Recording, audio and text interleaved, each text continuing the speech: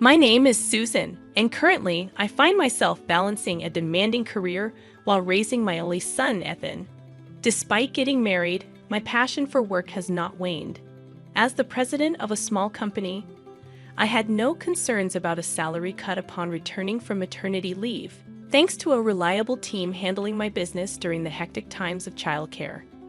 However, there is another issue weighing heavily on my mind, something more personal and challenging.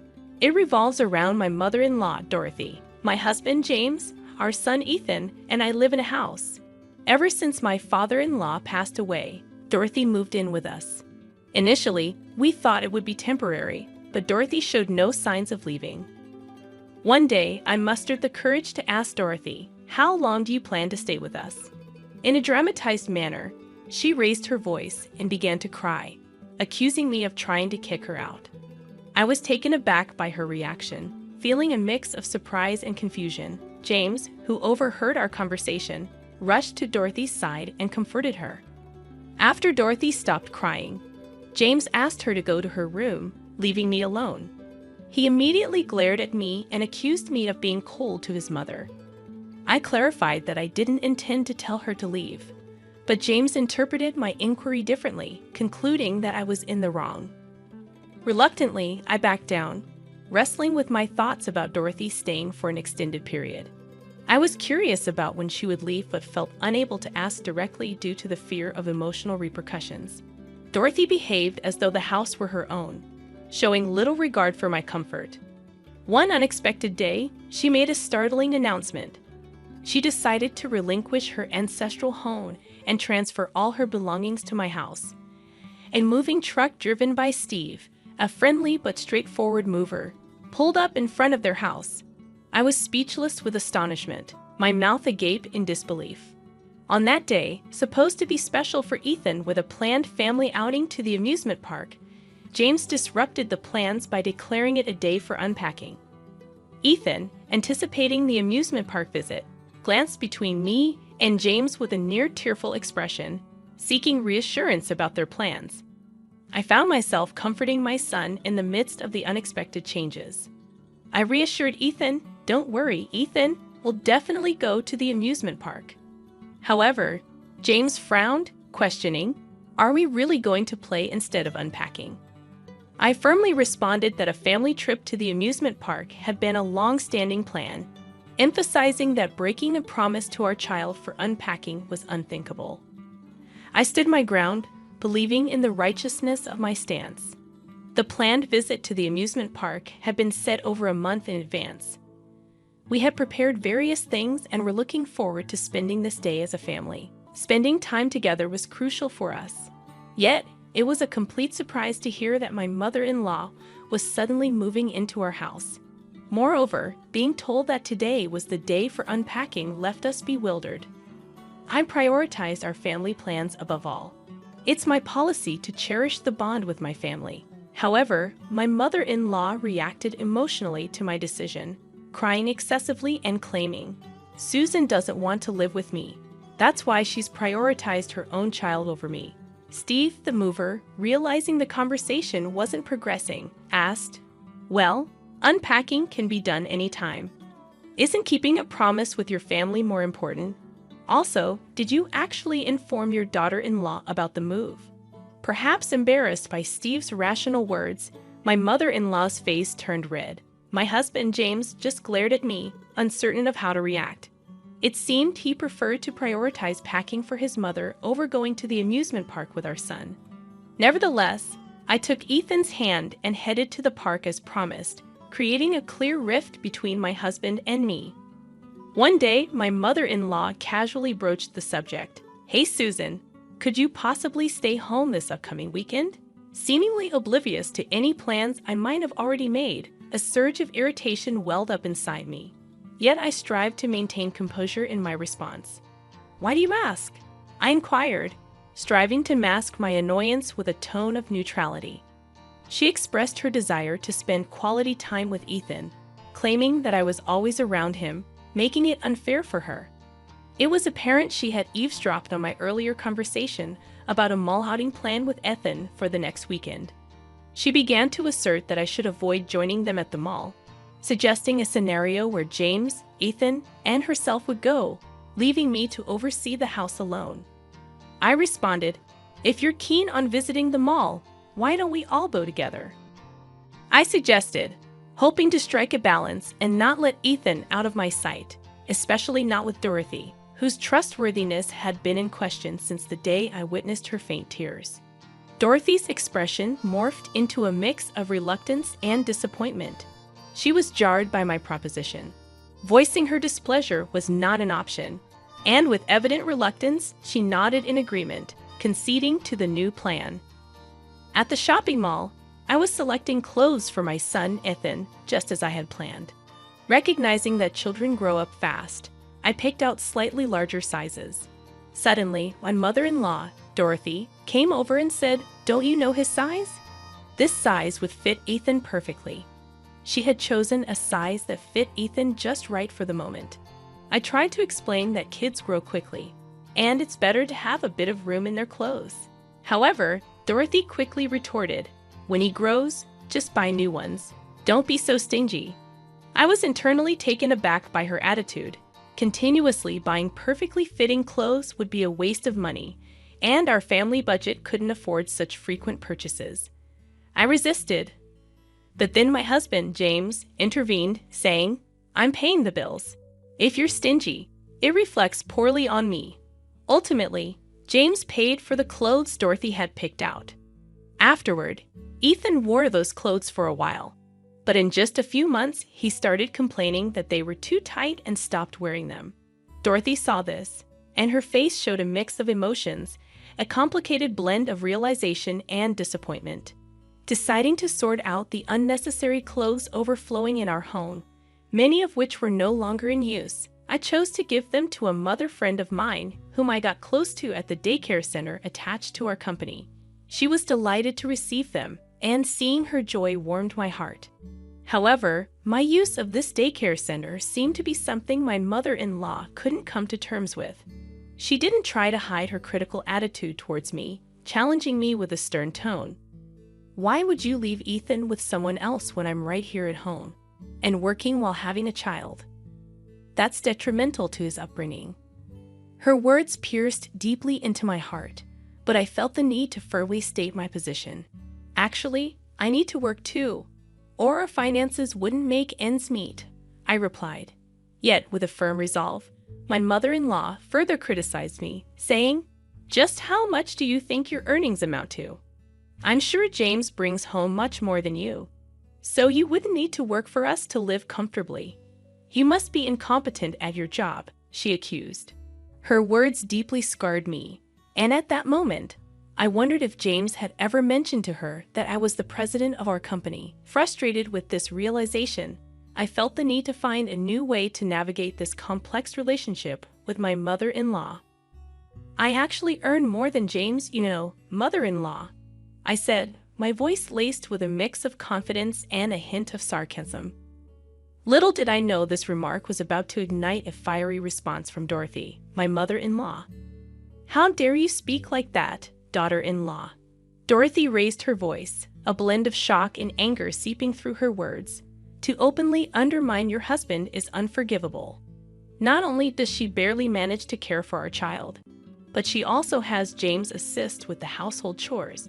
And now she boasts about earning more than her husband. Can't she even show the slightest respect for him? James wouldn't struggle a bit without you around." Dorothy's voice grew louder, filling the room with her indignation.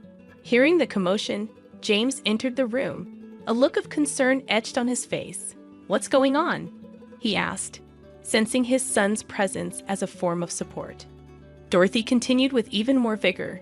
"Tell me, James, you don't meet Susan, do you? If it were just you, me, and Ethan, we could live happily. This woman's presence only makes our lives more constrained, doesn't it?" James, slightly taken aback, responded hesitantly, "Ah well." His lackluster replies seemed to fuel Dorothy's resolve. "Then let's go for a divorce," she exclaimed, retrieving a divorce form from the shelf. It appeared that Dorothy had been harboring the intention of suggesting a divorce to me and James all along. Internally grappling with the turmoil, I came to the realization that I no longer needed a husband who prioritized his mother over his own family. However, I was determined not to give up custody. James shouted angrily, "Everything about you is unbearable. You are no longer needed in our family of three," his voice trembling with anger, symbolizing the collapse of our years-long marriage. Longing for freedom from this house, or rather this relationship, I responded calmly, "I understand, James." With a steady hand, I signed the divorce papers, marking the end of our relationship. Our family consisted of me, my husband James, and our grown son Ethan. However, ever since my mother-in-law Dorothy moved in, the tension in our home had been escalating. Disregarding our plans, Dorothy forced me to help her unpack her belongings, ruining Ethan and my eagerly awaited trip to the amusement park. When I began preparing for the move, she abruptly took James on a hot spring vacation. Ethan had been invited, but having witnessed her mistreatment towards me, he declined, preferring to stay with me.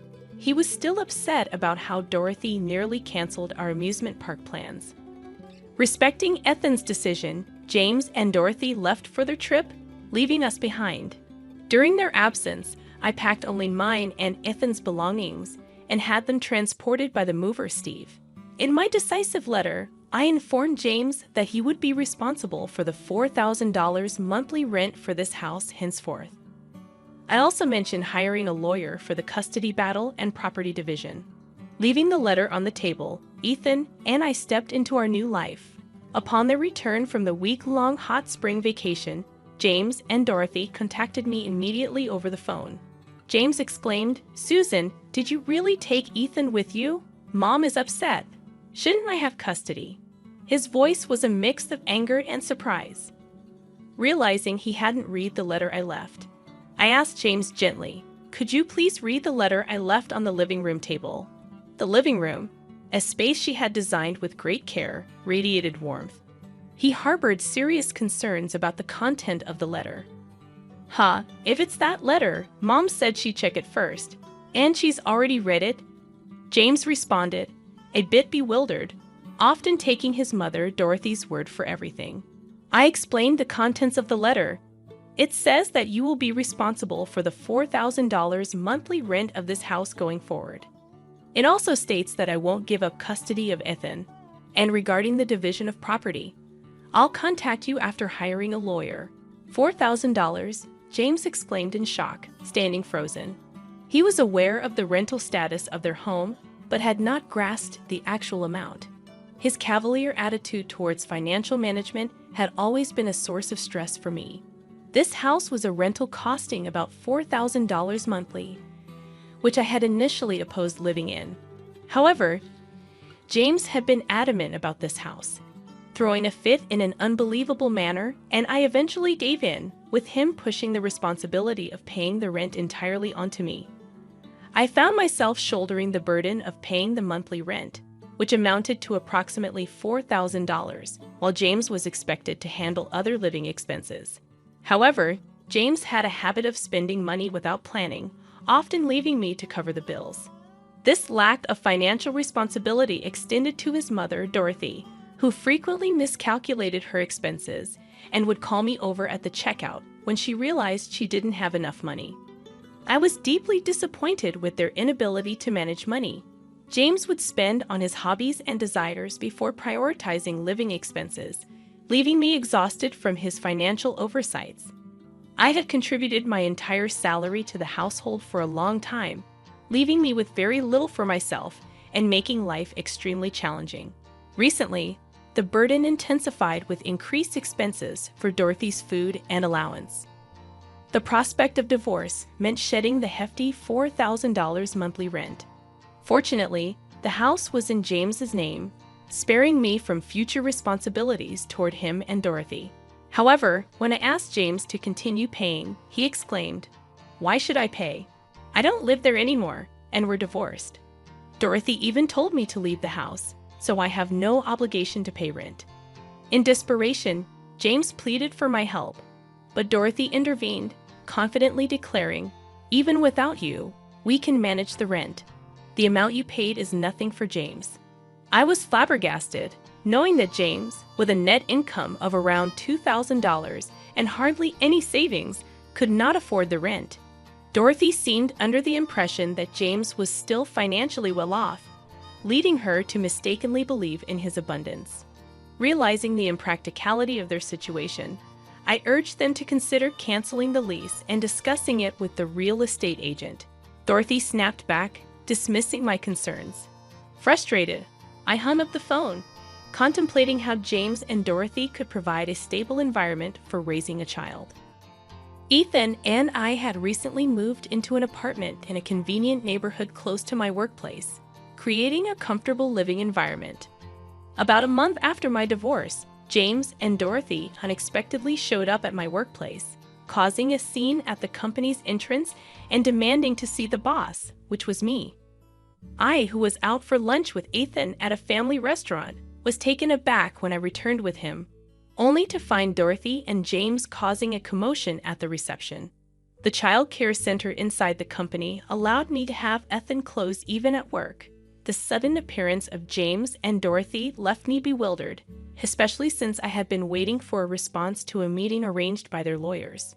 Dorothy, with tears that seemed more manipulative than genuine, pleaded with me, "Susan, can't you just come back home? I understand you are the one providing financially, but enough with this soul killing. It's time to put an end to this." It was clear that Dorothy believed her tearful act would work on anyone besides her son. She was intent on painting me as the villain in this situation. In response to Dorothy's pleas, James chimed in, "Hiring a lawyer? What were you thinking? This is a matter between us as a couple. Ethan would surely be happier with both his parents together." Despite his words, a father who prioritizes his mother over his own son only adds to the child's sorrow. Sighing deeply, weighed down by inner turmoil, I turned to James and said firmly yet calmly, "We're divorced. We're strangers now. If you have something to say, please do it through a lawyer." Upon hearing this, James seemed to realize that talking to me was futile. He turned to our son Ethan, who was standing beside his grandmother, and began speaking. "Hey Ethan, you'd prefer to stay with your dad and grandma, right?" James said, attempting to sway Ethan. "Absolutely, it must be lonely just with your mom always busy with work," added the grandmother, chiming in with her own persuasive tone. Ethan, seemingly frightened by this exchange, hid behind me and burst out crying loudly. "I don't like you both, you're mean." His pure tears were far more impactful than the grandmother's feigned weeping, resonating strongly with everyone around. Employees from nearby offices quickly gathered, responding to the commotion. They ushered James and the grandmother out of the company, restoring a semblance of order. Relieved at being freed from this distressing situation, I let out a sigh of relief. Later, through my lawyer, I warned them that if they ever showed up unannounced at my office or followed me and Ethan, I would consult the police. This warning seemed to calm them down. James and his mother, who were previously living in a house costing $4,000 in rent, had to let go of their luxurious lifestyle and move into a modest apartment. But the real tragedy for James was just beginning. He had been boasting to his colleagues about living in a lavish house, and now, terrified of them discovering his downgrade to a humble apartment, he quit his job without consulting his mother. This abrupt decision infuriated his mother. Eventually, they both had to start working out of necessity. Despite their new jobs, they spent their days blaming each other for losing Ethan, engaging in bitter arguments, and struggling to pay child support while trying to make ends meet. It was a challenging situation for them. As for me, I've been doing well in my job, and despite the absence of a father, Ethan has grown into a sturdy and reliable young man.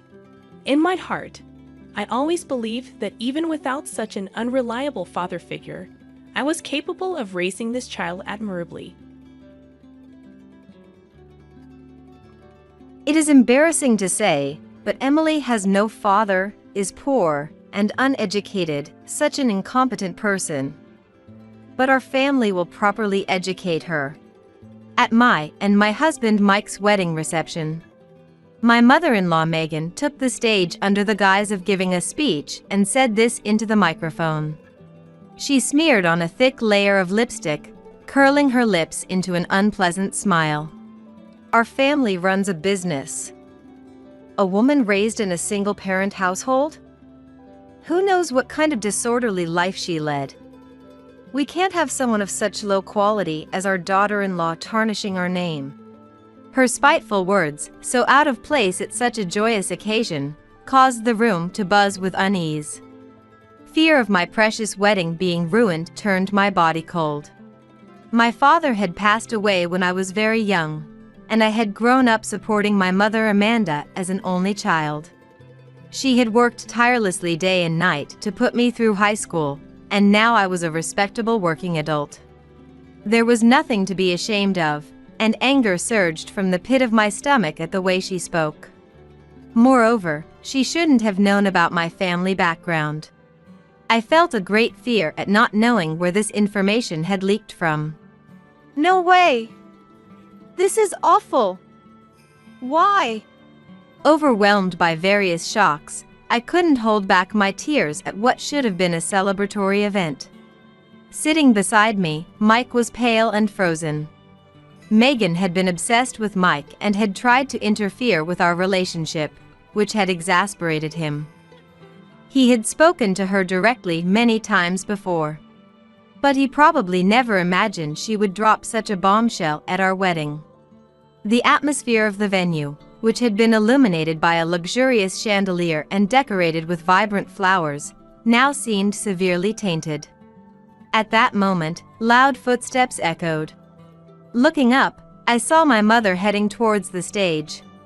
Usually gentle and calm, she now wore an expression hardened by quiet anger. She ascended the stage, glaring at Megan. Then, she forcibly took the microphone from Megan's hand. Megan, who was still processing the situation, looked shocked as my mother spoke into the microphone in a low voice. The one of poor quality is your company. That company, we have decided to put out of business. My name is Emily.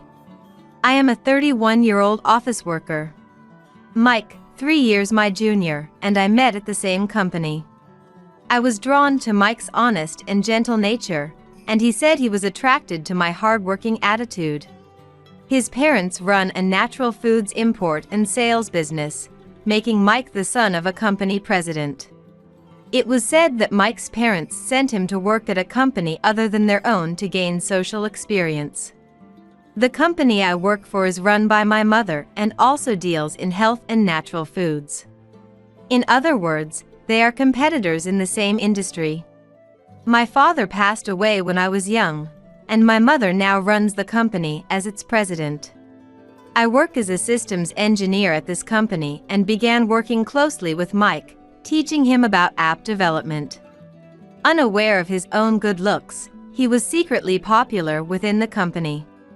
However, he had little experience with relationships and was awkward, making an effort to find topics of conversation whenever we went for lunch. His efforts were endearing, and one day, with great determination, he said, "If you aren't seeing anyone right now, would you consider dating me?" His earnest confession was charming, and I was touched by Mike's sincerity. I, too, had little experience with relationships, being focused on my career, and it was the first time anyone had confessed to me so straightforwardly.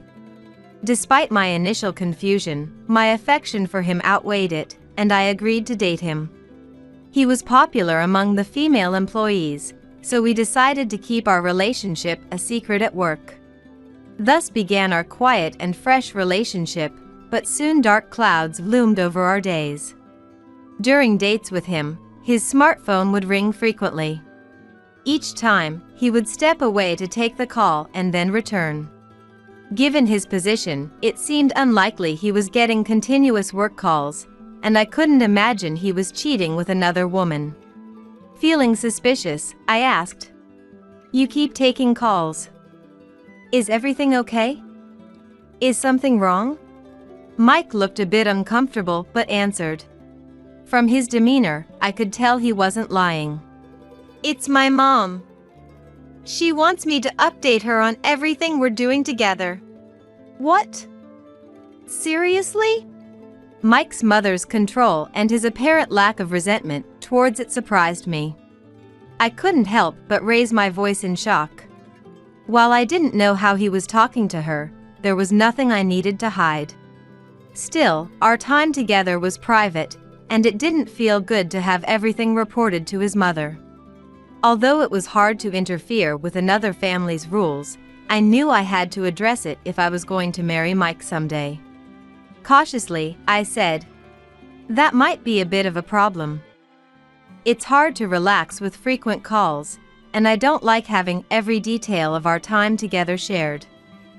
Doesn't it bother you?" "That might be a bit of a problem. It's hard to relax with frequent calls, and I don't like having every detail of our time together shared. Doesn't it bother you?" He looked at me with a troubled expression. Is it really that strange? It seemed he had hardly ever talked about relationships with friends his age.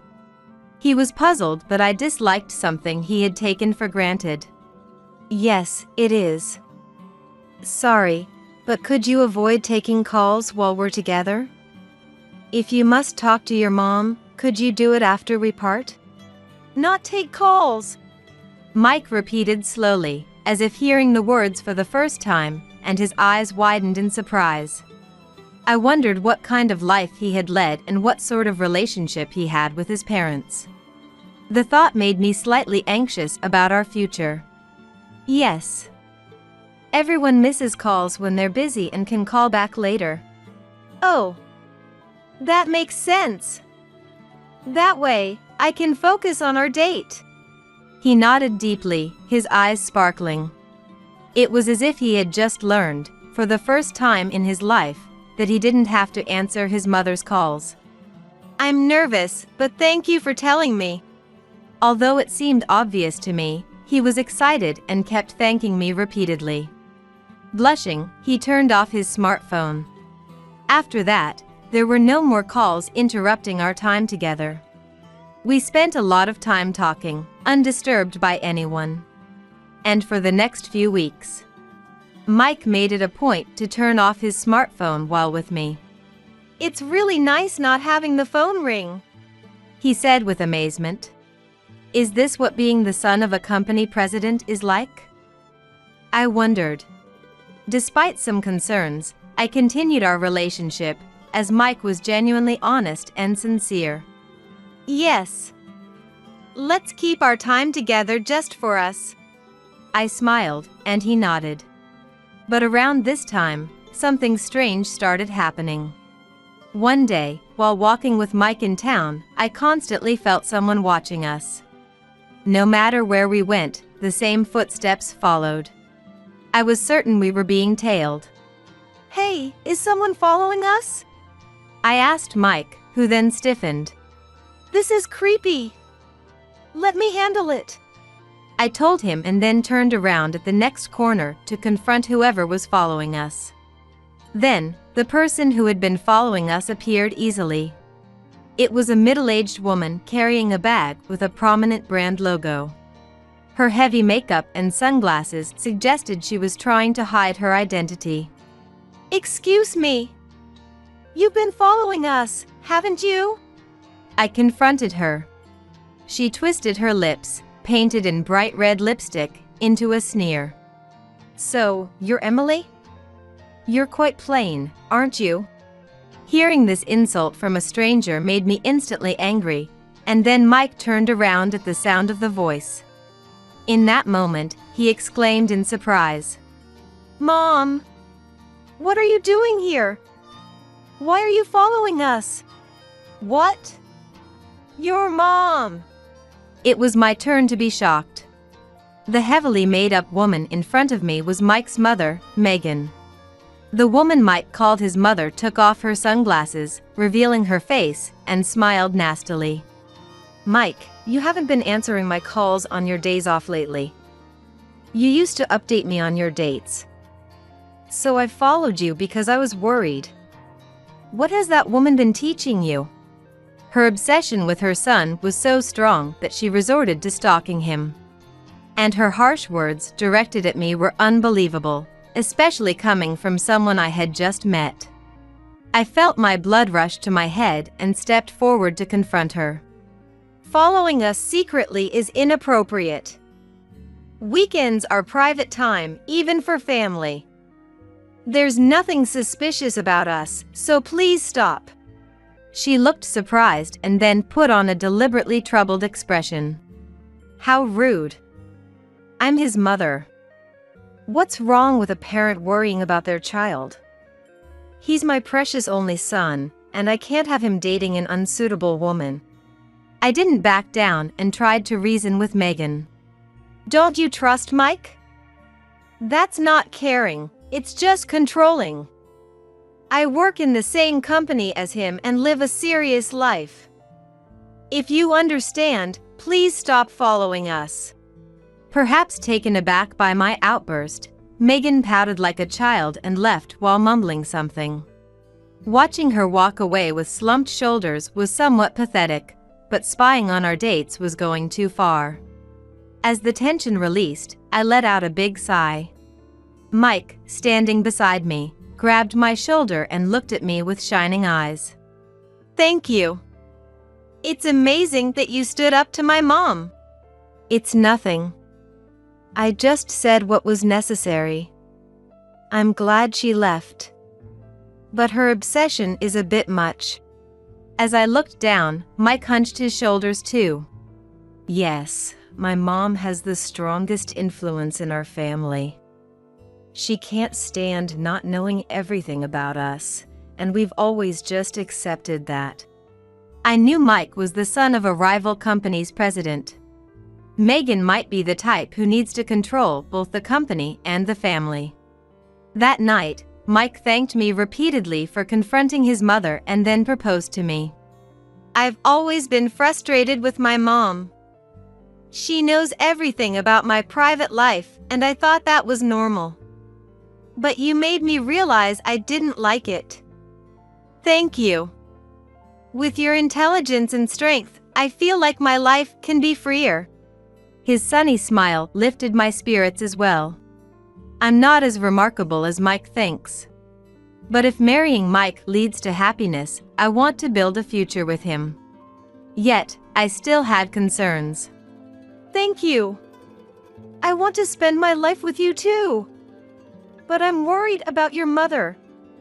Marriage involves both families, and I'm not sure how well I'll get along with your family. Mike took my hand and made a promise. I'm sorry to worry you.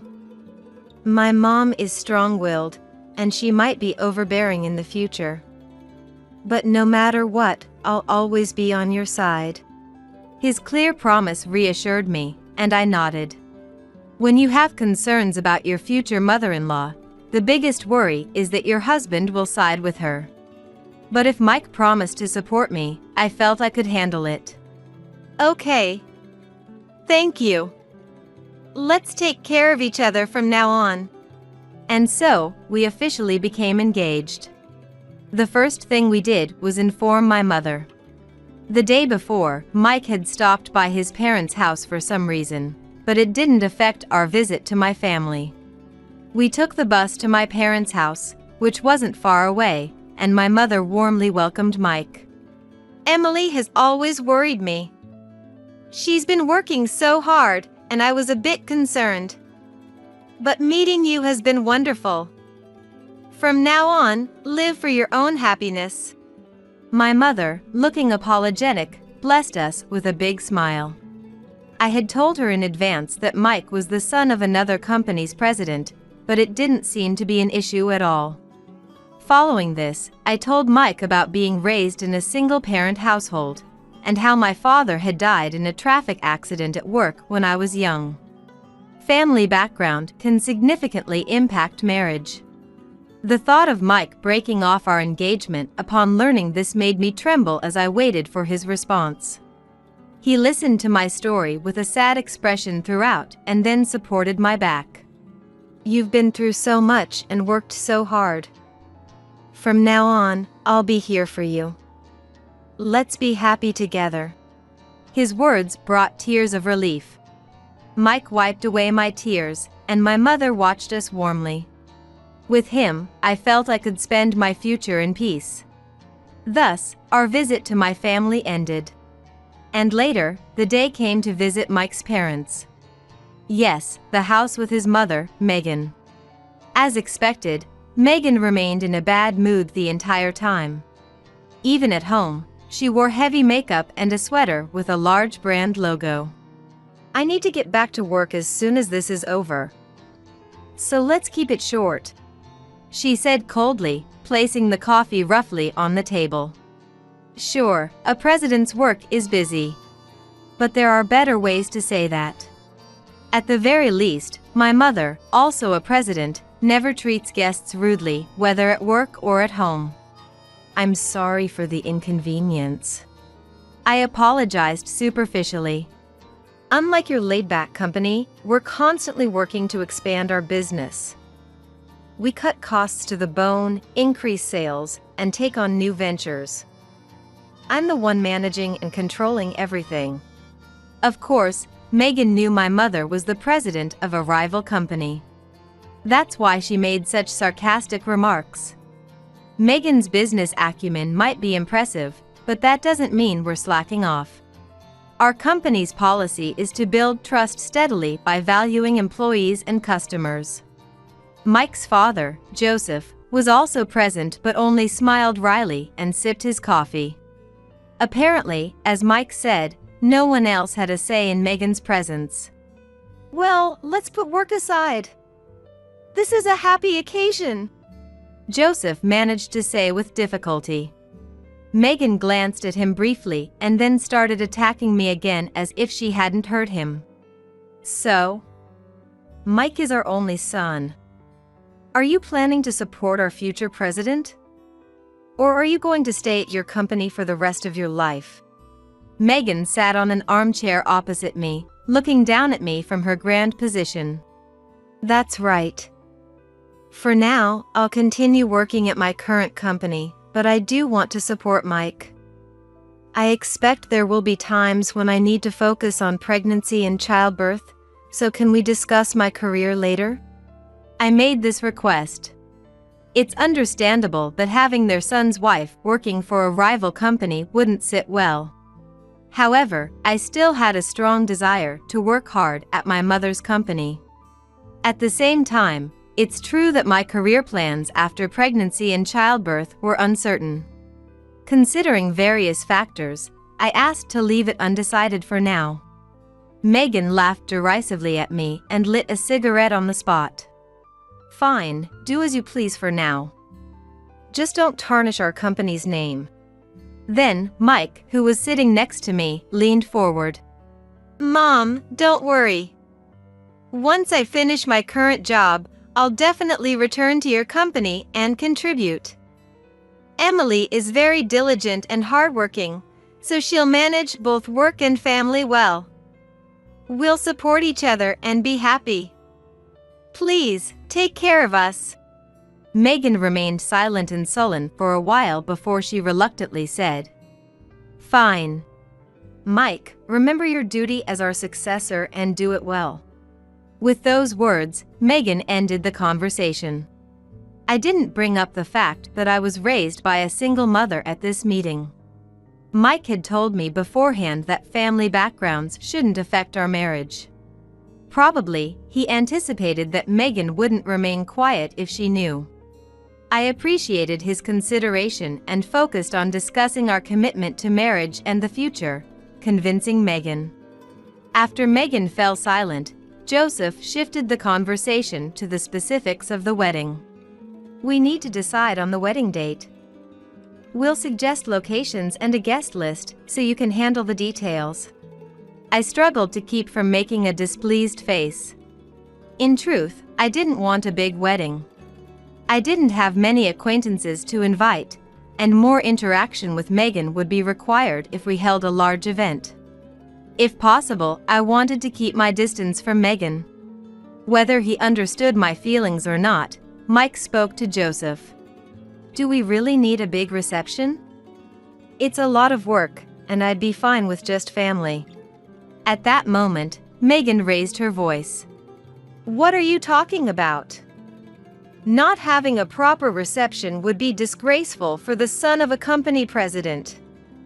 You need to publicly celebrate your marriage with all our employees and business partners. It's ridiculous that you don't understand this. I'm really worried now. Her voice grew more intense. To calm her down, I responded firmly. Understood. We'll have a reception. We'll make sure it properly highlights your company. Though I wasn't enthusiastic, I couldn't risk upsetting Megan further. I suppressed my true feelings and showed enthusiasm for the reception. Mike, are you okay with this? Yes, but are you sure? Yes. We have people we want to invite too, and if we can handle the details, let's do it. Thus, the discussion about the wedding at Mike's parents' house ended. I still had concerns about how things would go with them, especially Megan, but I hoped to manage somehow.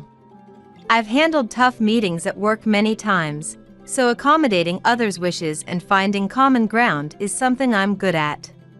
I want to handle both work and family smoothly. A few weeks later, we received potential venues and hurriedly prepared for the wedding. Mike's side planned to invite many employees and acquaintances, so I hastily consulted my mother and increased our guest list. There were a few minor disputes, like the order of speeches with Megan, but nothing escalated into a major issue, and the wedding day approached. A few months later, the wedding day arrived. I arrived at the venue hours before the ceremony, changed into my dress in the waiting room, and had my makeup and hair done. Looking at myself in the mirror, I couldn't help but smile, thinking I didn't look bad. Although most of the wedding details were decided by Mike's family, I insisted on wearing a dress of my own choosing, and I went to the final fitting alone. The flowing mermaid line dress beautifully accentuated my figure, and I couldn't wait for my mother, friends, and Mike to see it. As I was enjoying my happy feelings, she suddenly burst into the waiting room. She entered without knocking, with force. Her face was twisted in anger. Emily, you changed the dress I picked out, didn't you? She immediately blamed me. I chose a cute one for you, but you changed it to something mature. What were you thinking? Being criticized for my beautiful dress made me feel uncomfortable. However, I was calm at that moment, so I managed to smile. Sorry. Mike said this one suits me better. I wasn't lying. When I decided to change the dress design, I consulted Mike and got his approval. He also told me this one suited me better. Megan looked annoyed and said, I see. Just don't make any more unnecessary changes, and don't embarrass us during the ceremony. Then left, slamming the door. Relieved that it didn't escalate further, I sighed in relief. The wedding should be for the bride and groom. Yet, the venue, the details, everything was decided by Mike's family, and now my dress choice was being criticized. It felt so stifling. Still, it's my wedding day. I can't have the bride looking gloomy. I looked at myself in the mirror again to lift my spirits, then headed to the venue. The spacious venue was filling up with guests. Relatives, colleagues, superiors, subordinates, business partners, friends, the number kept increasing, eventually exceeding 100 people. Of course, Megan, Joseph, and my mother were there. Despite the nerves, the ceremony proceeded smoothly. We entered arm in arm, and the host gave a flattering speech, picking out only the best parts of our backgrounds. Slides of our memories played, and we cut the wedding cake. Naturally, Mike was moved by my wedding dress and told me I was the most beautiful woman in the world. During the reception, friends congratulated us and took many photos. Everyone praised my carefully chosen dress, which made me truly happy. Then, towards the end of the ceremony, it was time for the family speeches. The first speech was to be given by Megan, representing the groom's family. Megan, in her heavy makeup and high-end brand suit, looked more like a ghost than anything else. Standing on the stage, Megan delivered the usual congratulatory phrases for our marriage. Receiving applause from over 100 guests, Megan looked satisfied. Then Megan paused, took a breath, and with her lips smeared in bright red lipstick, she gave a nasty smile. The next words Megan spoke took my breath away. Embarrassingly, Emily is fatherless, poor, uneducated, and such an incompetent, dirty woman, but our family will properly educate her. Her voice, amplified by the microphone, filled the large venue. Our family runs a company. Who knows what kind of disordered life a woman raised in a single-parent household led? We can't have someone of such low quality as our daughter-in-law tarnishing our name. Her loud words were directed at me, her eyes terrifyingly narrowed. I felt a chill of fear run down my spine. The luxurious chandeliers hanging from the ceiling and the various flowers densely decorating the venue. The festive and glamorous atmosphere suddenly lost its color. Megan's spiteful words caused a buzz of unease in the audience. Why? My body turned cold as my precious wedding was being ruined. My mother and I had supported each other and worked hard to get here. She had sent me to high school, and I had studied programming at a vocational school afterward, becoming skilled enough to be entrusted with app development at work and eventually taking on leadership responsibilities. My mother ran her company while raising me, always calm and well-respected. There was nothing shameful about us. The derogatory remarks made me furious from the bottom of my heart. How did she know about my family? I hadn't told her. The fear of not knowing where the information had leaked from gripped me. This can't be true. It's awful. Overwhelmed by various shocks, I lowered my head and tears fell at what should have been a joyous occasion. Sitting beside me, Mike was also pale and frozen. He hadn't expected such a bombshell to be dropped at our wedding either. How can I restore the atmosphere? I need to think, but my mind isn't working. Seconds felt like an eternity to me. Then, I heard the loud sound of footsteps. Looking up, I saw my mother walking towards the stage. Her usually gentle and calm demeanor was replaced by a hard expression of quiet anger. She climbed the stage, glaring at Megan. Then, she forcibly took the microphone from Megan.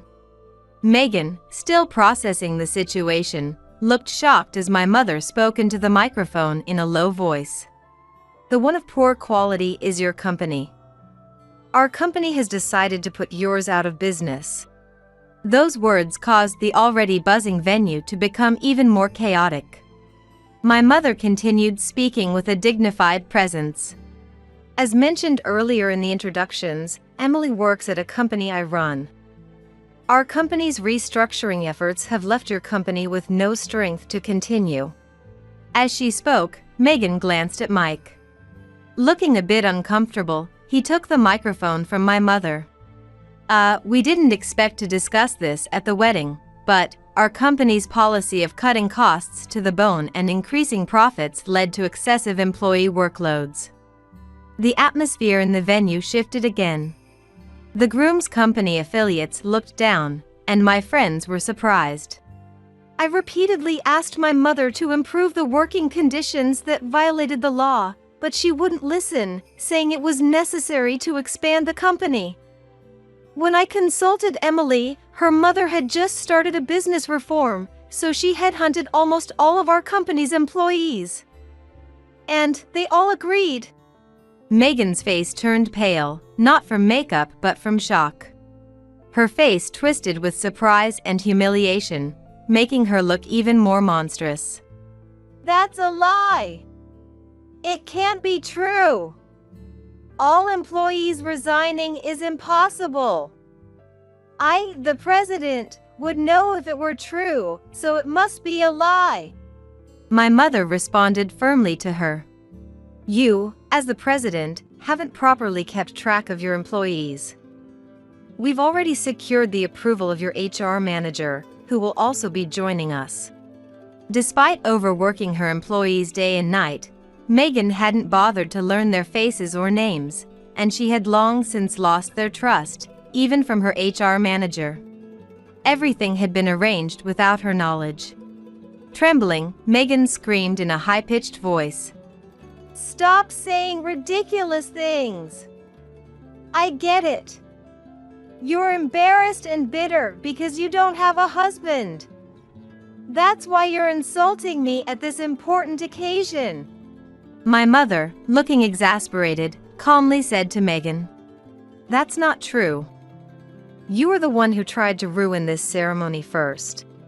"That's not true. I was just trying to properly educate this girl, who grew up in a fatherless household, unrefined and unintelligent, with no proper upbringing, to be a suitable future wife for the president." At that point, Joseph approached. Standing between Megan and my mother, he tried to calm the situation. Now, both of you, let's stop this. This is a joyous occasion. We can discuss company matters later." What Joseph said was reasonable, and both Megan and my mother fell silent with sullen expressions. As they started to return to their seats, a man suddenly appeared near the stage. "We are also responsible for not addressing the illegal labor practices sooner. But Megan and Joseph, no one can excuse your embezzlement." It was Nicholas, an executive at Megan's company, who spoke in a low voice.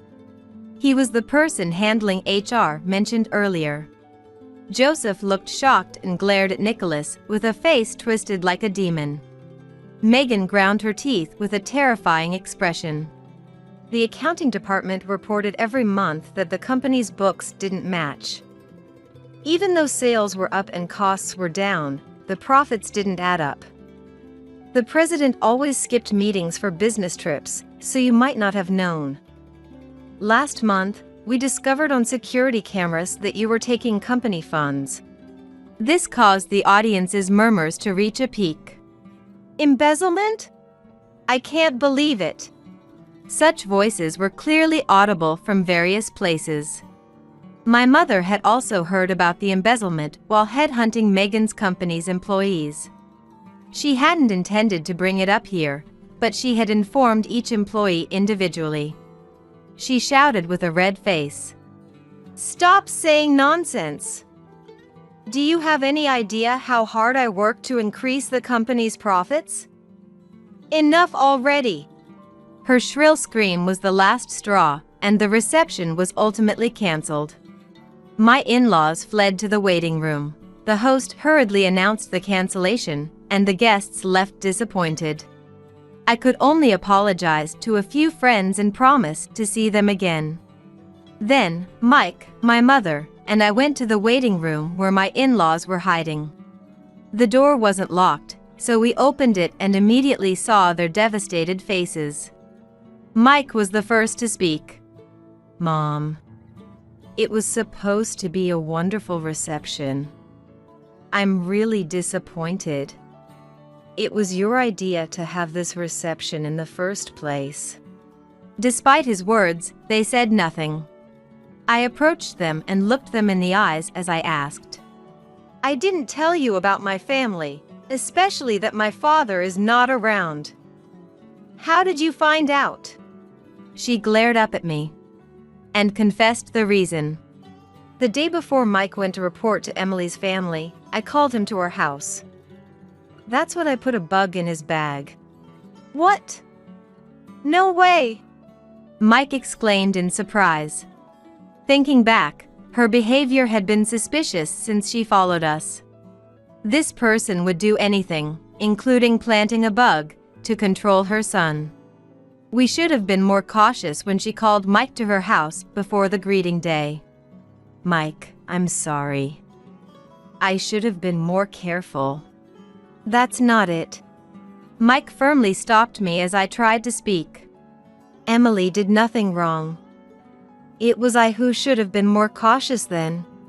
Despite the situation, I felt tears welling up from the joy of Mike defending me. And those tears turned into tears of fear. Megan's relentless obsession with Mike. The stalking during our dates. And now, even planting a bug in his bag to spy on our family. This is just too much. No matter how careful I am, and even if Mike stands by me, I can't live in peace if this continues. If we get married and start our life together, she might secretly install surveillance cameras all over our place. I can't endure a life like that. As I trembled in fear, my mother, who was with us, spoke. Neither of you did anything wrong. It's you who's gone too far. I understand being concerned about your child. But they have their own privacy too. What you're doing is a violation of their human rights. My mother spoke in a calm yet strong tone. Megan glared up at her, continuing to spit venomous words. Don't act all high and mighty. You tricked our employees to benefit your own company. It's true what they say about people from incomplete families being somehow flawed. My mother didn't back down and retorted. You're the flawed one. Your abnormal obsession with Mike, your vile words against Emily during your speech. I won't forgive any of it. My mother never backed down. In place of my late father, she threw herself into her business. Yet, she never forgot to shower me with love. Now, she was genuinely angry for my sake. I felt a deep respect for my strong, kind mother. As Megan and my mother glared at each other, Mike stepped in. I agree entirely with Amanda. I'm not a child anymore. I don't need your surveillance. You ruined our wedding with your prejudice and malice. You hurt Emily deeply. I can't forgive you. From today, I'm cutting ties with both you and Dad. She looked shocked, tears welling up in her eyes. Why? I was only worried about you. I wanted you to live a proper life. Is that so wrong? Mike didn't waver and denied her. Even if your concern was genuine, your methods are wrong. As for the company, neglecting employee management and welfare for cost cutting, and the embezzlement, I can't forgive it as a working professional. Mom, you always have conspicuous high-end bags and clothes, but weren't those bought with embezzled money? No. I'm the president. It's normal to earn enough to buy such things. Even so, the mismatched company books and surveillance footage are facts. It's over. We're no longer family. I won't inherit the company either. I'm cutting ties and marrying Emily.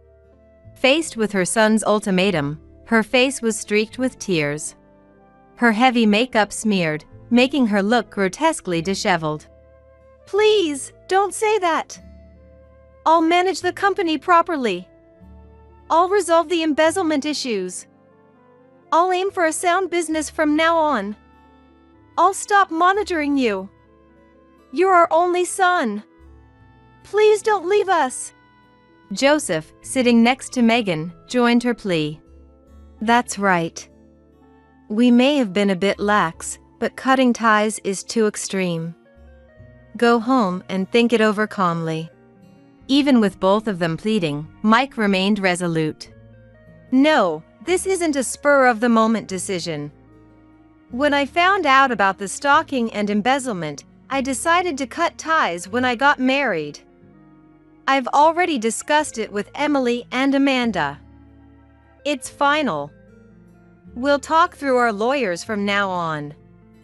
Goodbye. His declaration was firm. His posture was straight, a stark contrast to when he couldn't even think of ignoring Megan's calls. I felt a sense of reliance on him, and I knew from the bottom of my heart that marrying him was the right choice. We quickly changed our clothes, apologized to the host and staff, and left the venue, leaving the still distraught couple in the waiting room. After that, Mike successfully severed ties with his parents. At the same time, he looked forward to our new life together with excitement. I also heard from Mike that his parents were being tried for embezzlement. Apparently, his accusation about them buying brand name items with embezzled money was correct. They had squandered the company's money on expensive purchases and trips, and even incurred debts. According to the executive who exposed them at the wedding, the company's finances were in such a mess that the books couldn't be publicly shown, leading to a major scandal. They were sentenced to prison, and both are now serving their sentences. With all the employees headhunted and the CEO arrested, the company, of course, went bankrupt. The huge debt left behind will now be repaid by Joseph and Megan. Afterward, Mike officially started working at my mother's company. Of course, he remained in the same department, working alongside me. We promised to build trust and maintain a good relationship both at work and in our private lives. To celebrate Mike's new job, his transition, and our marriage, my mother, Mike, and I had a meal at our favorite delicious restaurant. The day was filled with lively conversations about work and trivial matters, confirming the bond we would share as a family from now on. A lot has happened, but I'm really glad to see you both so happy now. That's what matters most to me. And remember, honesty and sincerity are paramount in both work and family. I know you two will be fine, but just don't forget that. My mother said jokingly with a glass of wine in her hand. She looked cheerful yet dependable. Beside her, Mike, who had matured significantly over the past few months, nodded with a big smile. Seeing the two of them, I vowed to cherish them forever. Later, my mother expertly managed the company, which had seen a significant increase in employees, boosting sales and expanding to open a new branch the following year. At home, Mike and I got along well, and at work, we took on the responsibility of the company's system management as a trusted duo, earning great trust from our colleagues. Someday, we might have a child together. That would surely bring even more joy to my mother. With such thoughts in mind, we continue to lead happy, fulfilling days filled with smiles both at work and at home. It was my husband William's birthday party, and we were spending the day together with our son's family. Our grandson Adam brought out a rolled-up sheet of drawing paper as a present. Happy birthday, Grandpa! William received it, saying, Thank you. He absolutely adores Adam. The drawings he receives from Adam are always framed and displayed throughout our house. On this special birthday, a present from Adam would be particularly meaningful for William. I was excited to see how overjoyed he would look. With a loving smile, William slowly and carefully unrolled the drawing. However, the moment he saw the contents of the gift, he crumpled it up. Then, he threw it aside.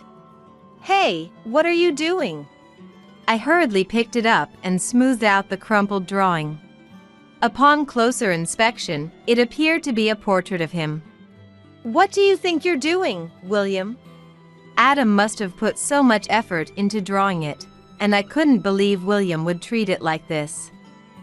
I lashed out in anger. He should have known that Adam drew it thinking of him, so why would he do such a thing? However, William remained silent, staring intently at me. Can't you see? As he said that, he grabbed the hem of Adam's shirt and lifted it up on the spot. My name is Natalie. I'm a 55-year-old housewife. I met my husband, William, through a friend's introduction, and we tied the knot after about 2 years of dating. We've been walking together for nearly 30 years since then. William has a serious personality, but at the same time, he has a childlike side. Like a big kid, he laughs a lot, eats heartily, and scolds properly when he needs to. His charm hasn't changed even now. As I pulled out an old album and flipped through it, a photo from when our son was born caught my eye.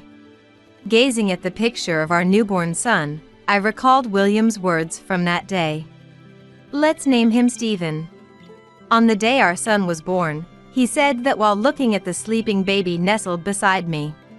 "I've been thinking about it for a long time.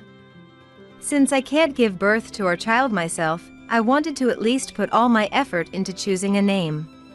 I love that earnest side of him. As I turned the page of the album, there was a photo of me with my art class students. I decided to quit my job and become a full-time housewife when I got pregnant with our firstborn, Stephen. However, I found it challenging to adjust to the leisurely pace of staying at home. Despite being pregnant, I took up a part-time job as an art instructor. Once a week, I taught a small class of 5 to 6 students at a nearby community center, guiding them through various art projects. I had always enjoyed painting as a hobby, dedicating my free time on weekends to creating art.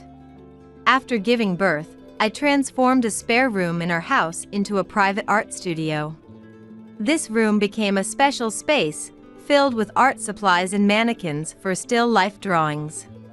Remember when Stephen was just a baby and he got so startled by the drawing mannequin that he burst into tears?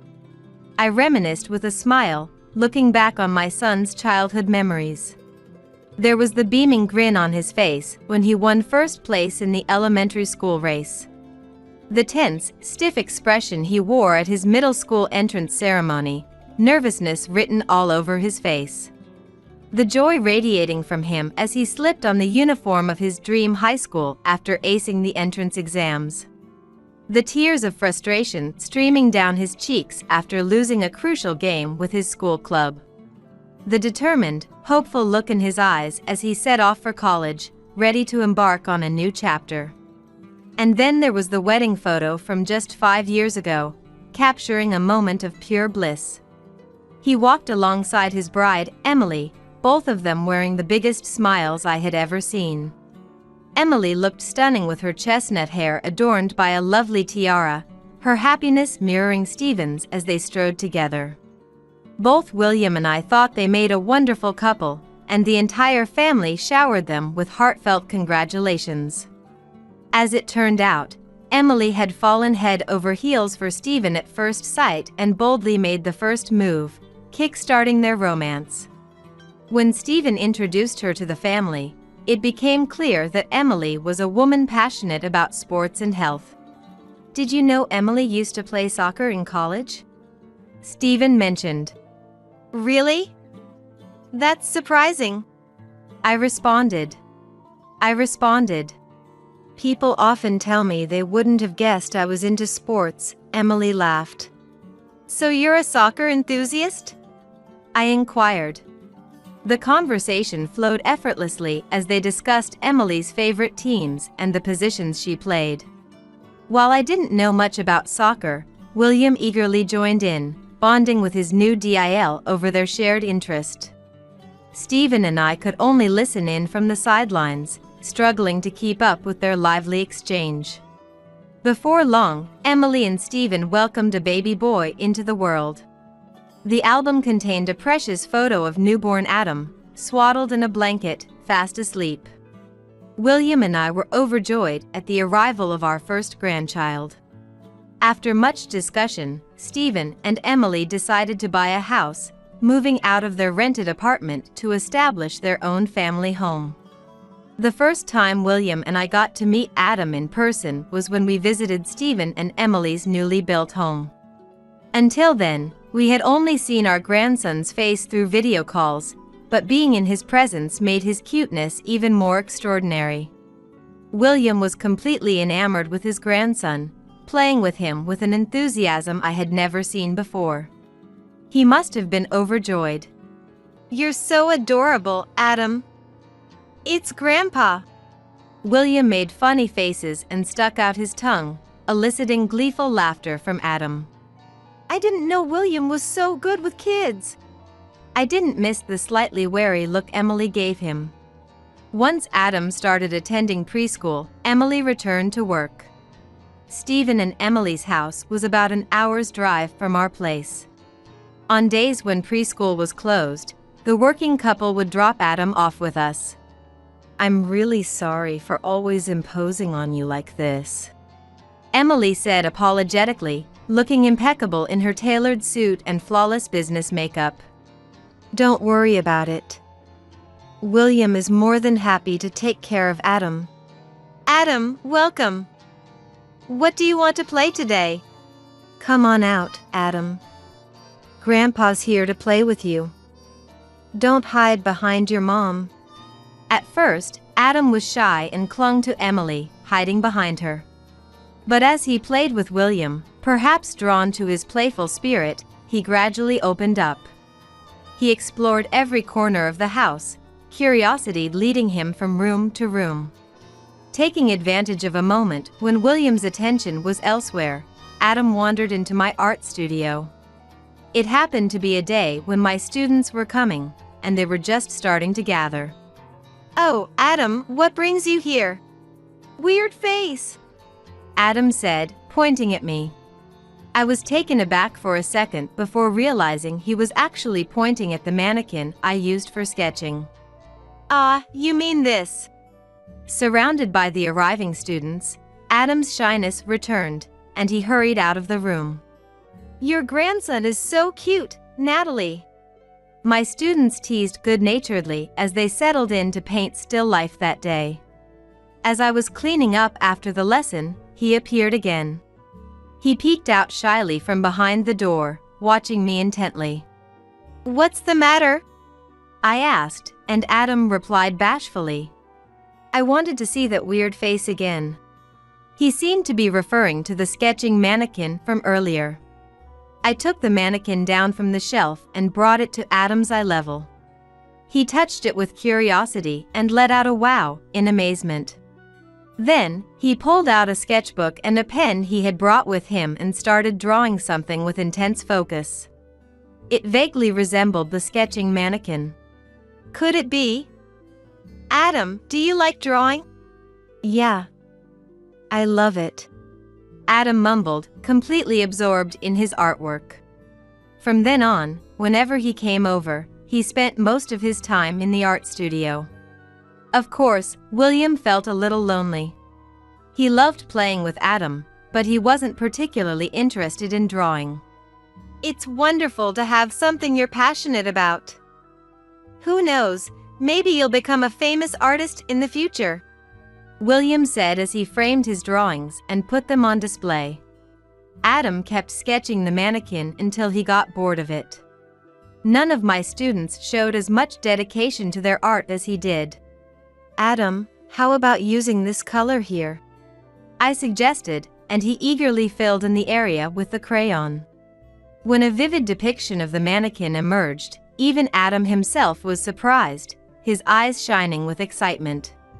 We were having a great time, but Emily was not happy about the situation.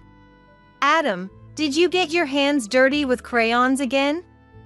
It's even on your clothes, Emily would inevitably yell when she came to pick him up. Don't get so angry. It's washable crayons, so it'll come right off. How does this happen under your supervision? Please keep a better eye on him. Emily's anger stemmed from more than just the mess. As a soccer enthusiast, she wanted him to play soccer too. That's why she didn't like me teaching him how to draw. He's always drawing at home too. It's because you keep teaching him, Natalie. Emily, that's not true. This is his individuality. No, it's your fault, Natalie. That's why he's not doing well in soccer practice. Fuming, she took Adam's hand and left. She had been sending him to soccer club twice a week. Recently, he apparently didn't perform as well as expected in a shooting practice test. Emily seemed to be under the misapprehension that his sluggish performance in soccer was my fault. Everyone has their own unique talents and strengths. Emily had a knack for soccer, while Adam had a gift for drawing. Those individual qualities should be respected, but it appeared that his talents weren't being acknowledged. It's a tough situation. Don't worry, she will come around and understand eventually," William reassured, but Emily's insistence on pushing Adam into soccer only escalated. One rainy day when Adam came over, he looked tired and sleepy. Usually, he was full of energy, so I asked him what was wrong. "I'm tired from the strength training." "Strength training?" Apparently, on top of soccer club practice, Emily had instructed him to do extra training at home. "Even when I say I don't want to, she won't let me stop. So you're only doing it because you have to. No wonder your performance isn't improving." Adam nodded weakly. I decided to inform Stephen about this. He was surprised and said, "What? Emily told me Adam was doing extra practice because he likes soccer." After that phone call, Stephen began to observe Emily's behavior more closely. She wasn't scolding Adam and forcing him to do strength training. However, he noticed that she was using a stern tone to make him do the extra practice. "Come on, hurry up. 20 sit-ups and 20 push-ups each." Stephen saw Adam making a face, struggling to endure it. "Emily, isn't it enough that he's doing it at the club? He doesn't need to do strength training at home too." When he pointed this out, Emily raised her voice. "Consistency is key for this kind of thing." "But he looks like he's really suffering." "Of course strength training isn't easy. You're an amateur, so don't interfere." Faced with her stubborn anger, Stephen was at a loss. He tried to bring it up again later, but this time she completely ignored him. As this pattern continued, Stephen finally came to me for help. "I don't think it'll make a difference if I say something, but..." Despite my doubts, I told Emily to stop forcing Adam to do strength training. "Natalie, stay out of this, please." Emily snapped, and from then on, she stubbornly ignored anything I said. She seemed to despise me even more, and from then on, she stopped dropping Adam off at our house altogether. On days when Stephen and Emily were at work and preschool was closed, he was apparently left alone at home. Leaving a 5-year-old child unsupervised was considered dangerous. Stephen shared this concern and had tried to reason with Emily. "Hey, Emily. Don't you think it's better to have someone watch him on days like this?" "You mean, leave him with Natalie? You've got to be kidding me." She stubbornly refused to agree. However, Stephen must have been worried sick. He came to me for my opinion as well. "It is indeed worrisome to have Adam staying home alone." When I concurred, Stephen was delighted to have his thoughts validated and happily said, "Right? So, is it okay if I leave Adam with you, without telling Emily?" "We don't mind, but..." Keeping Adam's visits a secret from Emily would create a rift of secrecy between the couple. The thought didn't sit well with me. However, the joy of seeing my grandson overpowered my concerns, and I forgot all about it while drawing pictures with him. One sunny Saturday, as I was sketching with Adam, I received a call from Emily. "Adam's there with you, isn't he?" "What?" I couldn't hide my surprise. How did Emily find out? "I've noticed Stephen acting strange lately, so I checked his phone." At first, she suspected he might be cheating, but that wasn't the case.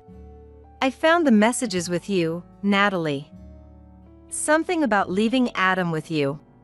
It's because it's dangerous to leave Adam alone." I tried desperately to explain, but Emily wouldn't listen at all. "I'll give Stephen an earful when he gets home. Don't interfere with our family anymore." Emily abruptly hung up, leaving me feeling upset and unsettled. I never imagined I'd have a falling out with my son's wife over something like this. How long would this situation persist? It felt like wandering through a maze with no exit in sight. Even though Stephen faced Emily's wrath after that, he still brought Adam to our house. "I finally understand. Adam prefers drawing over soccer." A resolute light shone in his eyes, determined to protect what truly mattered. Seeing his determination, I felt a surge of courage in my own heart. I resolved to focus on nurturing Adam's individuality. I found myself able to think that way. A few months passed, and when the plum blossoms were in bloom, William's birthday arrived. On this day, we always filled the table with William's favorite dishes and invited Stephen's family over to celebrate. It's a bit lonely with just the two of us, don't you think? It's better to have a big group. At the appointed time, Stephen and his family arrived, and the party began. As we chatted about recent events and enjoyed the delicious food, I noticed Adam's unusual behavior. He seemed restless, hiding what looked like a sheet of drawing paper behind his back. Adam, you brought a present for Grandpa today, right? Emily said with a smile, encouraging Adam. Come on, be brave and give it to him. However, Adam appeared embarrassed and kept his head down. William gently spoke to him, trying to help him out. Did you draw something? Can you show Grandpa? Adam pulled out the rolled-up drawing paper and presented it. Happy birthday, Grandpa, William said. Thank you, as he accepted the gift. With a loving smile, he slowly and carefully unrolled it. A present from his beloved Adam should be extra special for William. I was curious to see what was drawn and tried to peek, but at that moment, the instant William saw the picture, he crumpled it up. Then, with trembling hands, he crumpled it further and threw it away. Hey, what are you doing? I hurriedly picked it up and smoothed out the crumpled drawing. Upon closer inspection, it appeared to be a portrait of William. What are you doing? Apologize. Adam must have put his heart into drawing it, so how could William treat it like this? I lashed out in anger. Adam had surely drawn it thinking of William, so why? William remained unperturbed and stared intently at me. He had a habit of staring at people like that when he was quietly angry. Can't you see? Saying that, William grabbed the hem of Adam's shirt and lifted it up on the spot. Whoa! Adam was startled and nearly lost his balance, but managed to steady himself. Beneath the lifted shirt, several small bruises were visible. What is this? I looked at William. He pointed his chin at the drawing paper, his eyes urging me to take a closer look. A portrait of William was sketched on the paper. However, upon closer inspection, the positions of his moles and the shape of his nose were slightly off. There were also blue spots on the body part below the portrait. Moreover, in the corner of the paper, the words "Help me" were written in small letters. I had a sinking feeling. Could these blue spots represent bruises on his body? Was the person in the portrait doing something to him? As these thoughts crossed my mind, I glanced at William and he nodded deeply. It seemed we were thinking the same thing. Someone was harming Adam. William had sensed the danger to his beloved Adam and crumpled the drawing in anger. How could this be happening? As William trembled with rage, Stephen asked in a puzzled tone. Dad, Mom, what's going on? Stephen also came over to Adam and gasped at his painful appearance. Adam? How did you get those bruises? I must have turned pale. With a sinking feeling, I showed Adam's drawing to Stephen. He was shocked too. This drawing isn't Dad, he exclaimed. What's the meaning of this? Tell us the truth. Adam burst into tears, startled by the commotion.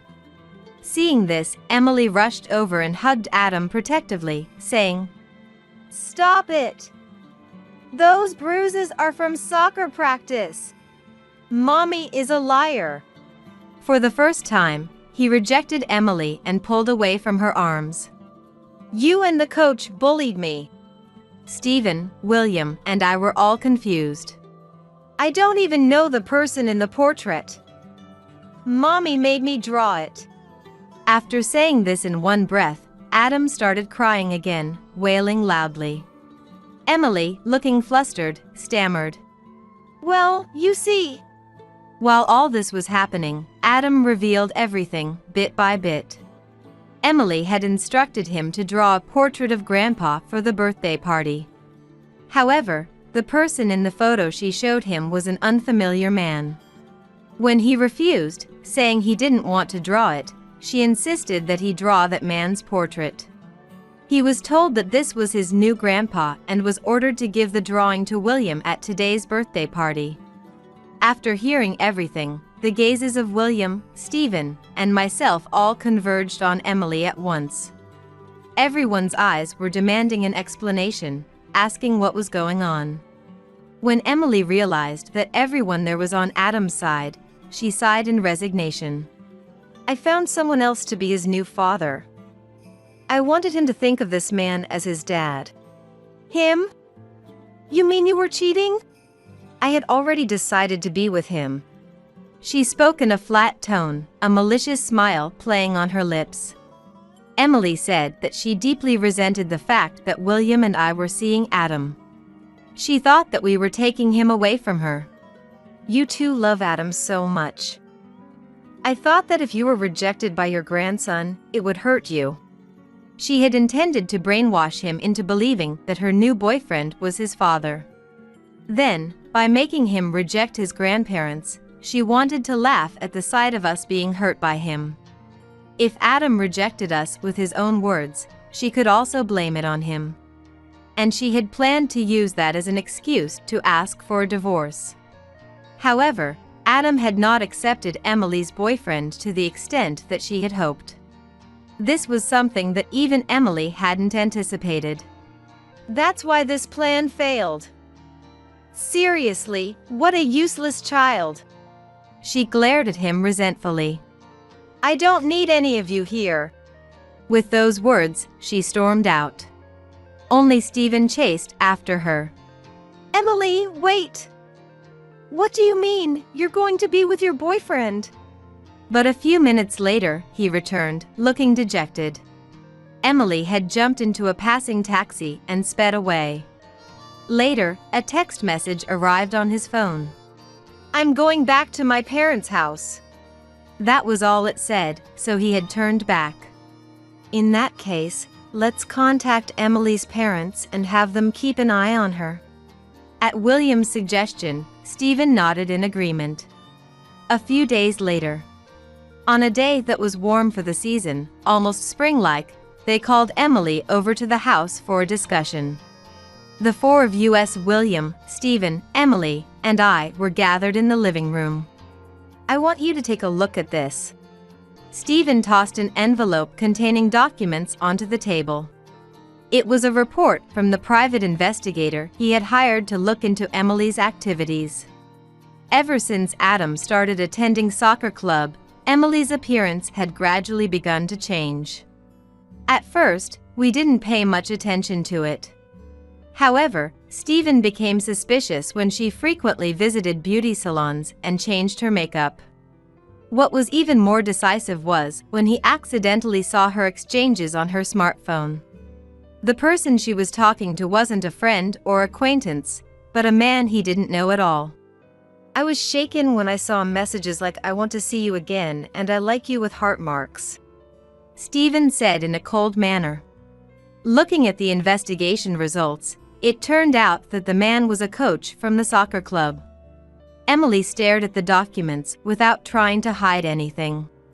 I was planning to tell you after Dad's birthday party, when the timing was right. Stephen spoke in a matter-of-fact tone, but like William, he was quietly angry. I regret not bringing it up sooner. Emily said nothing. After she ran away, we took Adam to the hospital to have his bruises examined. They had turned blue and red, and Adam told us that they were painful. Upon hearing this, the doctor said that he might have been beaten on a regular basis. The club met twice a week, but was he being hit every time?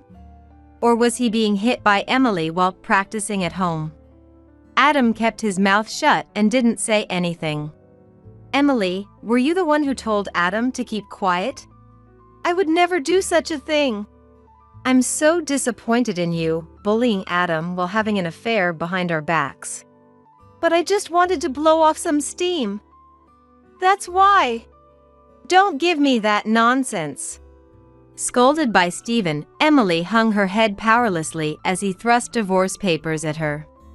We're getting a divorce. Sign this and get out of here. Yeah, fine with me. Emily signed her name without hesitation. Just then, the sound of a car pulling up outside could be heard. Emily looked puzzled, but when I let them into the house, her expression froze. Why, are Dad and Mom here? We've made arrangements to hand you over to your parents. Before Emily could utter another word, she was dragged away by her parents. All that was left was the hollow sound of the car driving away. The next day, Stephen submitted the divorce papers to the city hall, and they were successfully accepted. He then asked an acquaintance to introduce him to a lawyer and demanded compensation from Emily and her lover. After paying the compensation, her affair became known at her company, making it uncomfortable for her to stay, so she quit. The man she was involved with didn't get off with just paying compensation. The fact that he had an affair with a student's mother became widely known, and he was fired from the soccer club. It was a relatively large club in the area, so rumors spread among the club members and the parents involved.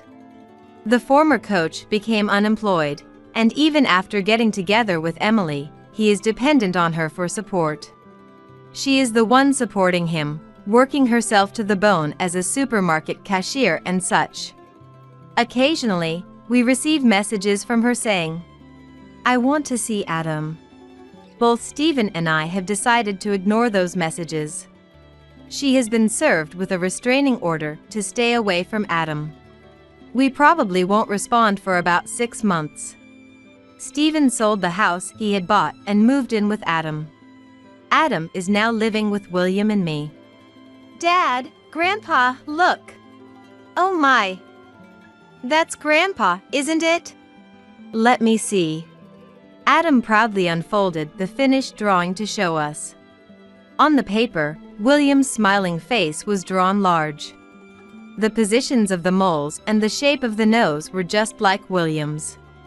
You've drawn it so well. Let's frame it. As William got up from his seat, Adam laughed. He looked so happy. The bruises on Adam's body healed remarkably after he came to live with us. The doctor had the quick thinking to take X-rays to check for fractures. I still vividly remember the relief we felt when not a single crack was found. He quit the soccer club and is now thriving both at preschool and at home. At home, I teach him drawing, which he loves, while watching him grow. Although the wounds on his young body have healed, I suddenly worried that there might be some lingering scars on his heart. Next, I'm going to draw Granny, he declared. Watch me, he said as he filled the drawing paper with my face. His free use of colors and gestures revealed a child's uninhibited sensibility. As I observed him, I laughed, realizing that my worries seemed to be unfounded after all. Really? Being late because you were helping a pregnant woman on the side of the road is such a cliché excuse. Are you kidding me? On the day of my son's wedding, I made a terrible mistake. In my desperation to get a pregnant woman in labor into my car and to the hospital, I completely forgot about my son's wedding. Stella, who was supposed to become my son's wife, was furious, breathing heavily in a way I'd never seen before, her facial muscles trembling with anger. This was entirely my fault. I need to apologize sincerely. Relatives are walking towards the reception venue. The sound of stones hitting the ground echoes in my ears. Stella looks at my dress, pointing at various spots with a puzzled expression. It's because when I helped the pregnant woman, her water broke and stained my dress. Unbelievable. How can you show up looking so dirty? And the smell. Are you happy ruining my wedding? I'm so sorry, Stella. I'll get changed right away and try to make it to the reception in time. I don't care if it's true or not, but putting others first like this is unacceptable. You're a failure as a parent. Please leave immediately without showing your face to Joseph. Stella, in her dress, removed a hair ornament she was wearing and threw it at me. The hair ornament must have been light and landed at my feet. If it were me, I'd come here no matter if someone had collapsed in the middle of the road or if there was a car accident. Today is that important of a day. Her anger didn't subside, and she grabbed stones from the ground and threw them at my face with all her might. Ouch, Stella, stop. I shield my face and get into my car. After hitting the car's windshield hard. Go home, Stella yelled. I gripped the steering wheel. It seems I won't be able to attend my son's wedding, and my relationship with Stella is completely broken. But, if my son Joseph can be happy, then this is for the best. It's all my fault today. I should just go home. Just as I was thinking this, there was a small knock on the passenger side window. It was a very unexpected person. My name is Scarlett. I lost my husband in a traffic accident when I was young and raised my son Joseph on my own. After graduating from college, Joseph got a job at a major electronics manufacturer.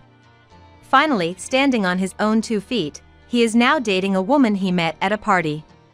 The fact that my son became independent made me let my guard down, and the pain in my body I had been ignoring until now has started to stand out recently. I quit my job as a nurse, which I had been doing for a long time, and am unemployed now. I'm living modestly, dipping into my savings. It's regrettable that I have to rely somewhat on Joseph's income. In my mind, my son is still the boy who would call out, "Mom," and happily bring me snacks from the candy corner. My cute son of those times and the Joseph now with his stubble are the same person, right? I think to myself. Joseph, after work at night, always wears the same gray sweatpants and drinks while watching TV. But on weekends, he takes a shower in the morning, shaves his beard meticulously, and takes care of his eyebrows. He spends over 30 minutes in front of the mirror, then goes straight back to his room. After changing into a neat appearance, he comes out satisfied, takes out coffee from the fridge, and pours it into a cup. Going out today? A date? It's not really a date. I'm thinking of taking a walk along the river with her.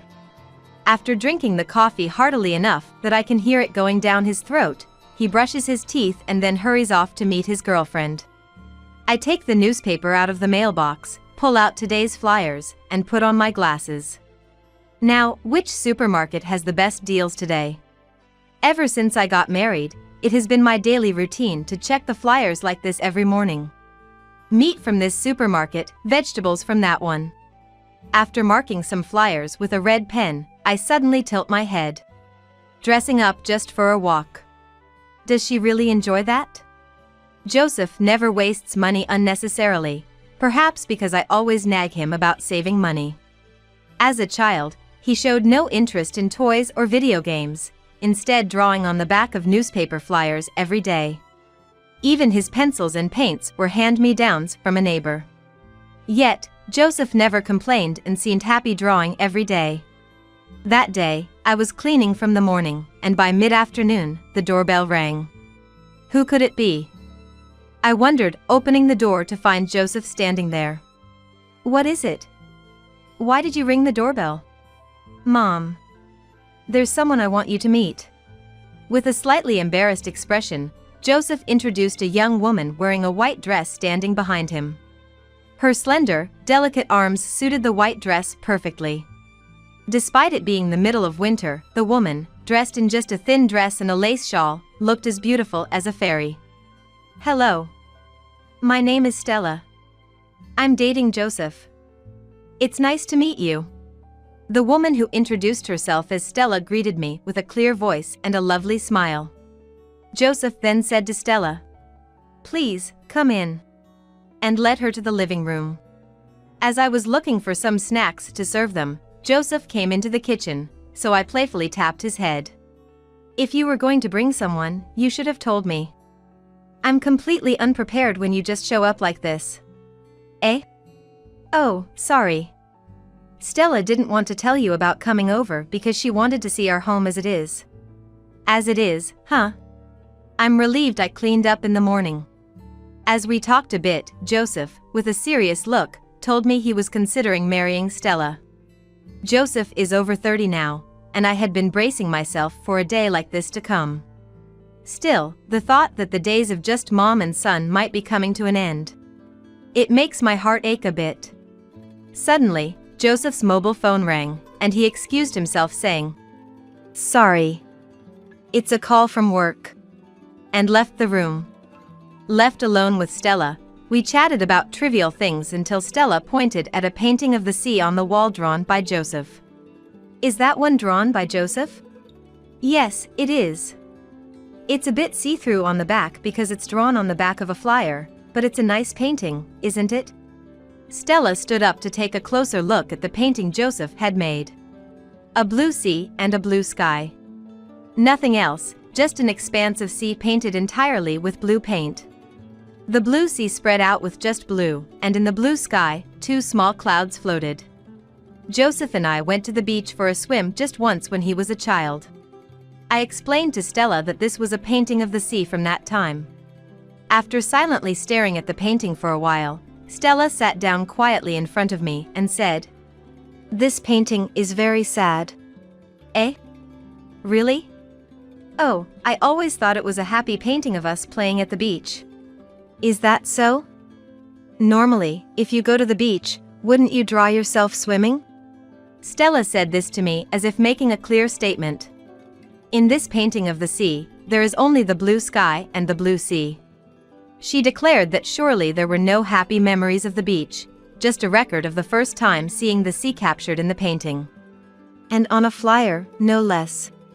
She criticized me for not even providing proper drawing paper, despite his talent for painting.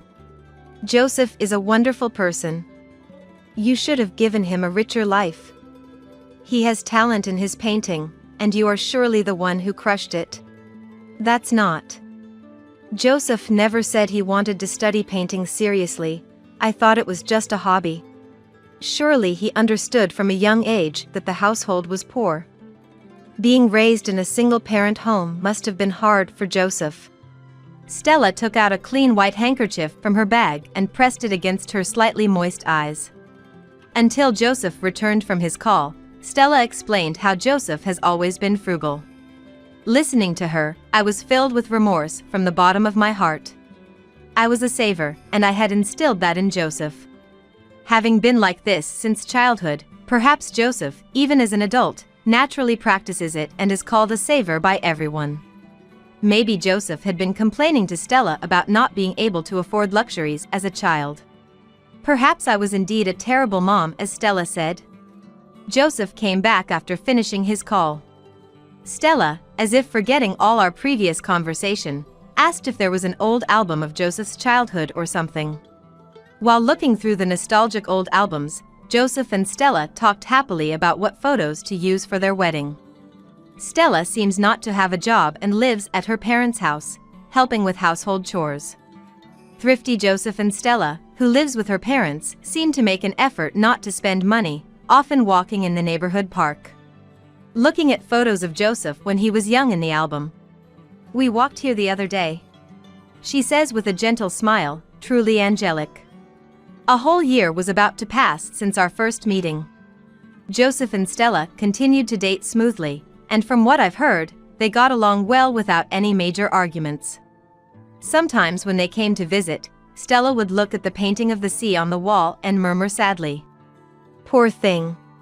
So one day, I took it down from the wall and hid it in a corner of a shelf. I wanted to avoid anything that might worsen Stella's impression of me. Later, I had the chance to meet Stella's parents.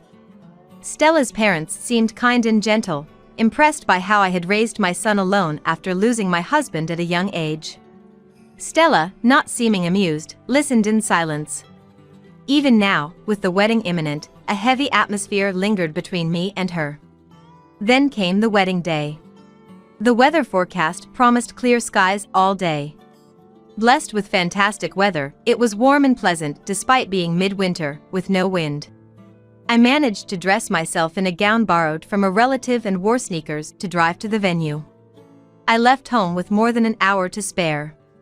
On the way, I stopped at a grocery store to buy a drink and noticed a woman crouched in a corner of the parking lot. I thought she was just sitting, but I could faintly hear moaning, so I approached. "Are you okay?"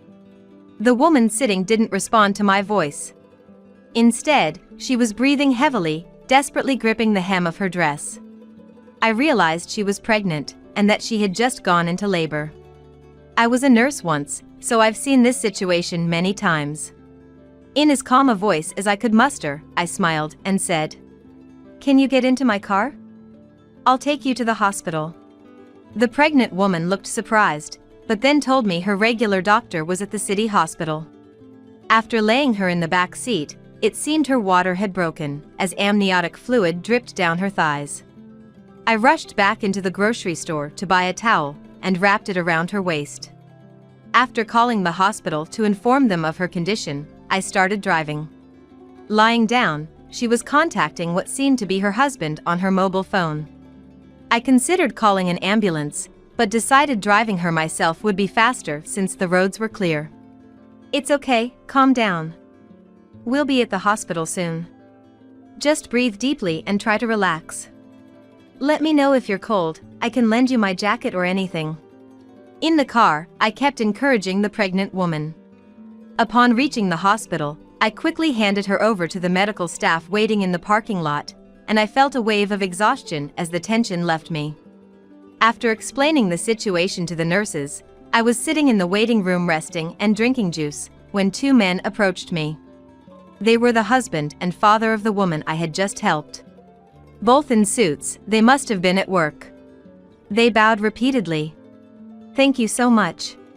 Thanking me. I mentioned I used to be a nurse. "She will definitely give birth safely." And smiled. Then I noticed something. The father, an elderly man, was dressed in formal attire. Seeing him, I snapped back to reality and remembered. Right, I must hurry to the venue or I'll be terribly late. Cutting short their words of thanks, I said, "Sorry, I have to be somewhere," and quickly returned to my car to rush to the venue. Despite my haste, I arrived significantly late. The group photos were already done, and they were about to move to the reception. Then, I saw Stella in her wedding dress. Her face, peeking out from the pure white dress, was even more beautiful than usual, taking my breath away. Escorted by the staff, she walked step by step, like a lily flower in bloom. But the next moment, Stella's eyes met mine exactly. Then, ignoring the staff, she ran towards me with a face filled with anger. "I'm sorry, you see. On my way here, I came across a pregnant woman who had just started labor." "What? Helping a pregnant woman on the side of the road is such a cliché excuse. Are you kidding me?" I desperately tried to think of an excuse to prove it wasn't a lie, but couldn't come up with anything. I explained that I was so focused on getting the pregnant woman into my car and to the hospital that I completely forgot about the ceremony. Stella was angry, breathing heavily in a way I've never seen before, her facial muscles trembling. It was as if she was about to physically attack me, and I apologized earnestly. This was entirely my fault. I sincerely needed to apologize. Thinking about how Joseph would have been looked down upon by the attendees for having his parents' seat empty hurt me. Stella pointed at various spots on the dress I was wearing, her face forming a puzzled expression. It was because the fluid had stained my dress when I was assisting the woman whose water had broken. Unbelievable. How can you show up in such a dirty state? And the smell. This is too much. Are you happy ruining my wedding? I'm so sorry, Stella. I'll get changed right away and try to make it at least to the reception in time. I don't know if it's true or not, but putting others first like this is unacceptable. You're a failure as a parent. Please leave immediately without seeing Joseph. Stella slowly removed a hair ornament she was wearing and threw it at me. The hair ornament must have been light and landed at my feet. Her anger didn't seem to subside, as she grabbed stones from the ground and threw them at my face with all her might. Ouch, Stella, stop! If it were me, no matter if someone had collapsed on the road or there was a traffic accident, I would come here. Today is that important of a day. Despite Stella's words, calling an ambulance would have been slower than me driving her. Yet, I didn't have time to make such excuses as Stella kept throwing stones at me. I shielded my face and got into my car. After Stella hit the car's windshield hard, she yelled, "Go home!" I gripped the steering wheel. It seemed I wouldn't be able to attend my son's wedding, and my relationship with Stella was completely broken. But if it meant Joseph could be happy, then it was worth it. It was all my fault today. I was thinking of just going home. Just then, there was a small knock on the passenger side window. I stiffened and looked in that direction. The father of the pregnant woman I had taken to the hospital was looking at me with a refreshing smile. "Huh? I just saw you at..." As I opened the window halfway, the elderly man smiled even more warmly at me. "I'm sorry I couldn't thank you properly before. My name is Anderson." I got out of the car, glancing at Stella still furious nearby, and bowed slightly before Mr. Anderson. The man who introduced himself as Anderson handed me a business card from a neat jacket. It bore the name of the company where Joseph worked, and seeing his title, I involuntarily covered my mouth. CEO.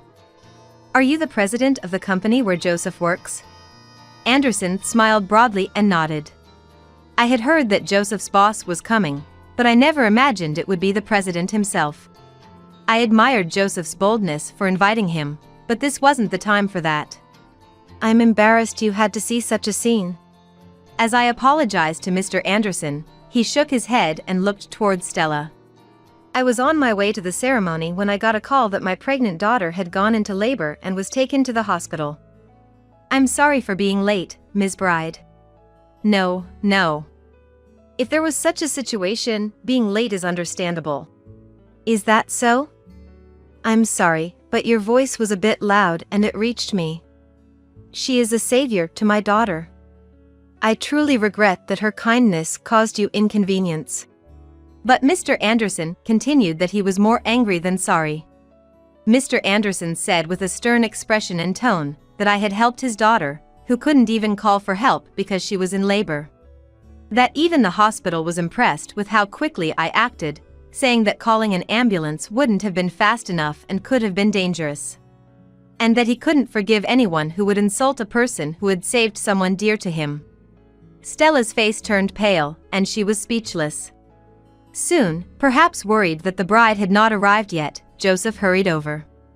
Upon noticing Mr. Anderson, he immediately bowed deeply. Before I could explain the situation, Mr. Anderson, with a smile, stopped me and explained everything to Joseph. His account was much more exaggerated and kinder than anything I could have said. He described how a brave and wonderful woman had helped a pregnant woman, leading to her late arrival at the important ceremony, and how Stella, failing to understand, had thrown stones at me. Indeed, as befits the president of a large company, his explanation was very skillful. Joseph, who had been listening intently, was visibly shocked. Sensing the tense atmosphere, Stella's parents approached with concerned looks on their faces. Worried this might turn into a condemnation of Stella and ruin the wedding. I apologized to Mr. Anderson and to Stella as well. "I'm sorry. I'm really sorry. It's all my fault for not coming to the venue right away." "Yes, that's right. Normally, wouldn't you change at the venue? Why did you come from home already dressed?" Because I was told that using the dressing room at the venue would cost extra." I involuntarily shrank. Indeed, she was right. I could have sent the dress to the venue and changed there, using a dressing room. But I hesitated because of the extra costs for sending the dress and using the changing room. I had heard that the wedding expenses were carefully saved up by Joseph and Stella themselves. I didn't want to inflate the costs just because of me. thinking so turned out to be a mistake. Poor Joseph, having to live with such a poor mom. How sad for him. How much more do you plan to make him suffer?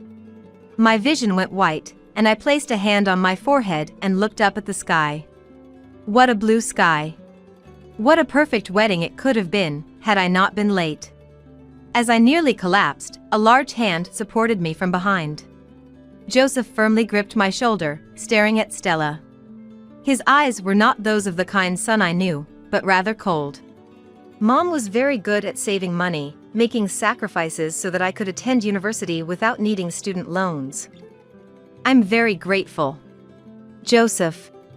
It's true we were poor, but Mom always put me first, raising me with lots of love. You have no right to say she made me suffer. I had always regretted making Joseph live a modest life since meeting Stella. Not being able to buy him the games he wanted, nor taking him to amusement parks. I thought maybe he resented having a forced saving mentality due to our poverty, not being able to say I want this, or I want to go somewhere. That's how I thought about Joseph. I'm sorry, Stella. But after you've insulted Mom like this, I can't imagine a life with you anymore. Let's call off the engagement. What? Don't be ridiculous. Don't be such a mama's boy. Stella's expression snapped with Joseph's unexpected declaration of calling off the engagement. Once as beautiful as a white fairy, her skin turned bright red, and mascara ran down from her tears, looking witch-like. As she cried and screamed like a demon, no one knew how to react, watching from a distance. Joseph spoke to her quietly, though his words likely didn't reach her ears. Still, he spoke in a calm, gentle voice. Disregarding savings and mocking poverty is prejudice. Saving is necessary for the future. Instead of ridiculing it, I wished we could respect each other and acknowledge diversity. I looked at Joseph's profile, which looked lonely. I thought he must still love her. Thus, the wedding was cancelled. When Stella's parents found out about the situation, they felt responsible and offered to cover all the expenses for the venue. However, Joseph, in his honesty, insisted that he also bore some responsibility and offered to share the costs. Stella's parents were deeply surprised by this. They apologized to me again, saying how sorry they were for what had happened to such a wonderful son. As a result, Stella was disowned by her parents and kicked out of her home. It seems Stella has become completely isolated, with the wedding incident spreading among friends. Now she's reportedly dabbling in unsavory clubs, using her beauty to her advantage. Meanwhile, Mr. Anderson's daughter gave birth safely, and both mother and child are healthy. Hearing this news through Joseph filled me with joy. On a sunny Sunday, as I started cleaning the room, I found the painting of the blue sky and sea tucked away in a corner. It was the painting by Joseph that Stella had called pitiful. Pausing my cleaning, I stared at it for a while until Joseph, just woken up and in his usual worn-out clothes, came out to get coffee from the fridge. "What are you looking at?" "This painting you made when you were little. It used to hang on the wall, remember?" "Ah, that one." Joseph took a sip of his coffee, his expression unnaturally stiff. "Stella said it's pitiful that this painting is on the back of a flyer, implying you were poor." At my words, Joseph snorted with laughter. "It's not like I didn't have paper to draw on. And I didn't draw on the back of flyers because we were saving money or anything." "What? Really?" "Yeah. You always looked so closely at the sale flyers, right? I figured if I drew on the back of that day's flyer, you'd definitely see my painting." I was so surprised that I gaped at him. Then, suddenly filled with amusement, I burst out laughing. Joseph, caught by my laughter, joined in, and our home was enveloped in joy. "Next time, I'll find a woman who appreciates you too. Saving is also good for the environment, after all." "Surely you'll find someone wonderful." I conveyed this sentiment in my heart. I'll continue to support Joseph from the shadows. My daughter Sharon's husband Christopher suddenly said with a sly smile, "I want to take this opportunity and discuss this with you. I had a DNA test taken because I thought she didn't look like me. And it turns out she's not my daughter. Christopher said, so pointing at my granddaughter Tiana, who was being held by Sharon. I made an eye contact with my husband Dylan while Christopher was unable to hide his smirk. I figured as much. I was disappointed, but anger quickly overtook me. So you've been cheating on me behind my back? You bastard! Were you having an affair with one of the fathers who picks up their kids from daycare? His raised voice caught the attention of those around us. I felt truly sorry. I still wanted to believe in him. A woman like this is totally untrustworthy. Divorce. I want a divorce. Sharon seemed unable to comprehend Christopher's sudden change. Tiana, sensing something was wrong, started crying, and her cries echoing around us. I couldn't believe he was this kind of person. I felt an anger towards him like I had never felt before for neglecting my daughter. Looking over at Dylan, I saw him with an angry expression, fists clenched. This was our only chance. I exchanged glances with Dylan, then took out a photo we had prepared in advance. This photo was our trump card. With hands trembling with anger, I held up the photo in front of Christopher. My name is Violet. I'm a 55-year-old housewife. I live a commonplace life, but I cherish the certain happiness I feel and value the peaceful family life I have. My family consists of my husband Dylan, who currently works at a travel agency, my daughter Sharon, a nursery teacher, and my granddaughter Tiana. We are a family of 4. Until recently, Christopher, Sharon's husband, who's also an assistant director who works at a TV station, lived with us. When he was still in this house, I never dreamed we would end up living separately. Our current life goes back to when I met Dylan. Meeting Dylan was a story from decades ago. Back then, it was common for our marriages to be arranged by our parents. He was 5 years older, in the prime of his career at a travel agency. He had a manly and serious look about him, which left a good impression on me. Due to his job, he was knowledgeable about geography all over the world. I remember him talking excitedly about the charms of various tourist destinations over dinner. Holding a glass of beer in his hand, he said with enthusiasm, "My favorite place is definitely the pyramids of Egypt.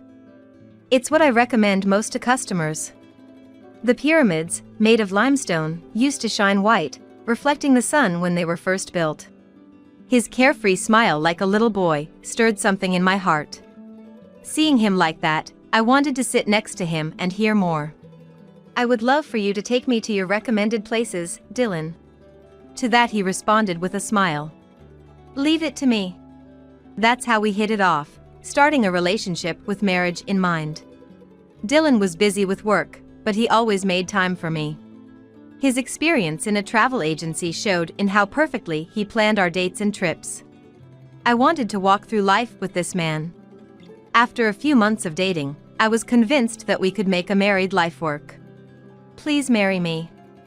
I want to see the pyramids with you on our honeymoon." It was an unplanned proposal. He stared at me wide-eyed for a few seconds, then broke into a broad smile. "Of course. Thank you." "Really? I'm sorry I made you say it." Thus, having confirmed our feelings for each other, we officially pledged our love at our wedding a few months later. True to our promise, we went to Egypt to see the pyramids on our honeymoon. That scenery will never fade in my mind, even after many years. In the midst of what could be called the pinnacle of happiness, our daughter Sharon was born. Life with a child passed surprisingly quickly, and before we knew it, Sharon had grown up and become a respectable nursery teacher. Sharon, who always loved children, seemed fulfilled, even though she was often busy with the kids at the nursery. Through her work, she started talking about wanting to get married and have her own children. She came to me for advice when she was 26. "Mom, do you remember Nicola from my university? I talked to her about getting married, and she invited me to a party. I'm not sure if I should go or not." Seeing my daughter seemingly exhausted from thinking about marriage and kids, I decided to give her a push. "Well, isn't this a chance? You can trust an invitation from Nicola. Why not just go and see? Sharon looked somewhat anxious, but eventually decided to go. And so the day of the party came. Sharon left the house wearing fancier clothes than usual.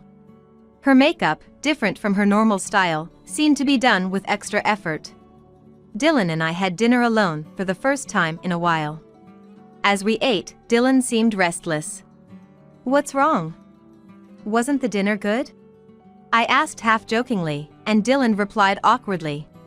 Of course not. I'm just a bit worried about Sharon. I hope she doesn't get deceived by some strange guy. I felt the same way. After all, I was the one who had encouraged Sharon to go. I guess so. But it's Sharon, she'll be fine. She has a good eye for men. After all, she takes after me in that regard. I guess you're right. I think we both were trying to mask our anxiety with laughter. Then, a few hours later, Sharon returned. When I asked how it went, Sharon said with a smile. There was a great guy there. A really great guy. And she kept repeating how he was a good person. Whether it was from the cold air of January or the excitement of finding someone, her cheeks were flushed. What kind of person is he? Dylan asked, and to that Sharon proudly replied. He's part of a TV crew. His name is Christopher. He goes on location shoots and visits all sorts of places. I went on many trips with you too, right? So, we hit it off. Upon hearing this, Dylan frowned slightly. A TV crew, so he's in the entertainment industry, right? I don't have a very good impression of that. How should I put it? Didn't he look a bit frivolous? But you're the one who said, men who travel to different places and see various sceneries are trustworthy. He had black hair and didn't look frivolous at all. Well, I did say that, but... I calmed down Dylan, who didn't seem convinced, and told Sharon. Anyway, make sure you date him properly and take your time to find out what kind of person he is. It's late now. You have work tomorrow, right? I urged Sharon, who seemed quite drunk, to go to bed. After that, Sharon and Christopher officially started dating. Their relationship seemed to be going well, and Sharon introduced Christopher to me and Dylan. Christopher, being in the entertainment industry, initially seemed elusive. But after talking to him, he turned out to be very personable. So when they brought up marriage, I genuinely agreed. The best thing is to respect Sharon's choice. Thus, they continued their relationship smoothly and got married 2 years after meeting. Christopher, wearing an undoubtedly expensive suit, came to greet us formally. He held a bottle of high-end wine in his hand. I was genuinely happy for Sharon's marriage. Sharon's face, brimming with happiness, made it clear she was at the peak of her joy. Thinking back, that might have been the happiest time. Christopher, looking confident, addressed Dylan. I've brought some wine. Let me pour you a glass. Dylan, albeit awkwardly, accepted it. The meal continued in a good atmosphere for a while. It was when the bottom of the wine bottle Christopher brought started to show that the mood changed. You're in the entertainment industry, right? Frankly, I still can't trust you. Dylan's words made me freeze. The room suddenly became quiet, the atmosphere tense. I didn't want to ruin this happy moment. Hey, why are you saying such unpleasant things all of a sudden? I sharply said to Dylan. Sharon then spoke up. That's right. What are you talking about, Dad? That's just prejudice. It's terrible that you can't trust the person I chose. Dylan's frown did not ease even at Sharon's words. Christopher tried to maintain a smile, but he was undoubtedly upset. The evening ended with an awkward atmosphere. After Christopher left, a sober Dylan sincerely apologized to us. Indeed, Dylan's opinion was nothing but a prejudice. Sharon's smile had proved Christopher was a good match, which was evident. Gradually, seeing our daughter's happy smile, Dylan began to accept Christopher. They were supposed to have pledged eternal love at their wedding. They were supposed to be in love. Now, I regret not listening more to Dylan's concerns. As Sharon was approaching her 30s, she announced her pregnancy. Both Dylan and I were overjoyed. Dylan, like when he talks about tourist destinations, awaited the grandchild's birth with a childlike smile. And I too, got too excited for my age. You two are getting ahead of yourselves. Then, at Sharon's request, she and Christopher decided to move in with us. We thought it would be better for everyone to live here together. We were saying you guys would surely be happy living with your grandchild. That's true. You both have jobs, right? Leave the caregiving to Grandma and Grandpa. Don't worry. Their belongings had already been moved from the nearby apartment where they had been living. Everything was prepared for the whole family to live together. Tears welled up as I thought about my daughter's growth and the upcoming birth of my grandchild. As we had these conversations, Sharon's belly grew. Christopher was still busy with work. I understood his job, but I wondered if he couldn't be a bit more supportive of Sharon. As for Sharon, being on maternity leave, she spent most of her time at home. I asked about Christopher's work. Sharon, rubbing her belly, defended him. Christopher is busy. He's always on the go. But he calls every day to say good morning and good night. We're even thinking of names for the baby together. Hoping for a beautiful girl. Oh, we'd love to help pick a name too. Sharon smiled, savoring her happiness, as she listed a few name options. As the due date approached, Sharon decided to name the baby Tiana. The moment Tiana was born, her vibrant cry was indescribably precious. Sharon's relieved expression. Tears in Christopher's eyes. Dylan's beaming smile. And Tiana, trying her best to breathe. I was confident that our lives were solid and would continue to be so. However, the happy future I envisioned never came to be. At the height of my daughter's happiness, I was shocked to learn a disturbing truth from Dylan. He had confirmed some unbelievable behavior from Christopher. I didn't want to doubt him. He was supposed to be the perfect husband for my precious daughter. Despite my uneasy feelings, Dylan, with a serious expression, insisted. I saw it with my own eyes. I know it's hard to believe Christopher's suspicious behavior. Violet, you might not want to know, but it's true. That man is lying. To us and to Sharon. I had never seen Dylan so emotional in over 30 years together. From his unsettled state, I learned everything. Dylan's seriousness made me realize the gravity of the situation. But it was too much to accept all at once. Why would Christopher do such a thing? What about Sharon and Tiana? My heart pounded, wishing I hadn't heard this truth. I wanted it all to be a lie. Especially since Tiana had just been born. Since Dylan told me, a swelling rage grew inside me. I felt the greatest anger of my life. I didn't know what the right answer was, but it was for Sharon and for Tiana. Reluctantly, I decided to follow Dylan's plan. Then we quietly began our preparations, just the two of us. Meanwhile, Tiana continued to grow. A month after her birth, we decided to go out as a family. The attendees were me, Dylan, Sharon, Christopher, and Tiana, 5 in total. I heard Christopher had planned this outing, which was a great surprise. He had arranged everything, including the meal. Dylan and I carefully prepared for the day. Upon arrival, Sharon lovingly watched Tiana.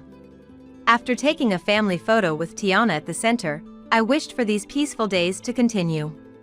I glanced at Christopher. He wasn't looking at Sharon or Tiana. Although smiling, Christopher's attitude and tone seemed detached, as if preoccupied with something else. Then Christopher suddenly said with a sly smile, "I want to take this opportunity and discuss this with you. I had a DNA test taken because I thought she didn't look like me. And it turns out she's not my daughter." Christopher said so, pointing at my granddaughter Tiana, who was being held by Sharon. I made an eye contact with my husband Dylan while Christopher was unable to hide his smirk. Just as I thought. I was disappointed, but quickly anger overwhelmed me. The test results show that Tiana is not my child. His shout drew the attention of those around us. So you've been cheating on me behind my back? You bastard. Were you having an affair with one of the fathers who picks up their kids from daycare? I felt a deep sense of regret. I still wanted to believe in him. A woman like this can't be trusted at all. Divorce. I want a divorce.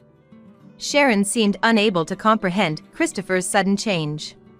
She just froze and couldn't move. Sensing something amiss, Tiana, held by Sharon, started crying. Tiana's cries echoed throughout the area. After a moment, Sharon, with a look of astonishment, confronted Christopher. What do you mean? Why would you say that all of a sudden I haven't cheated?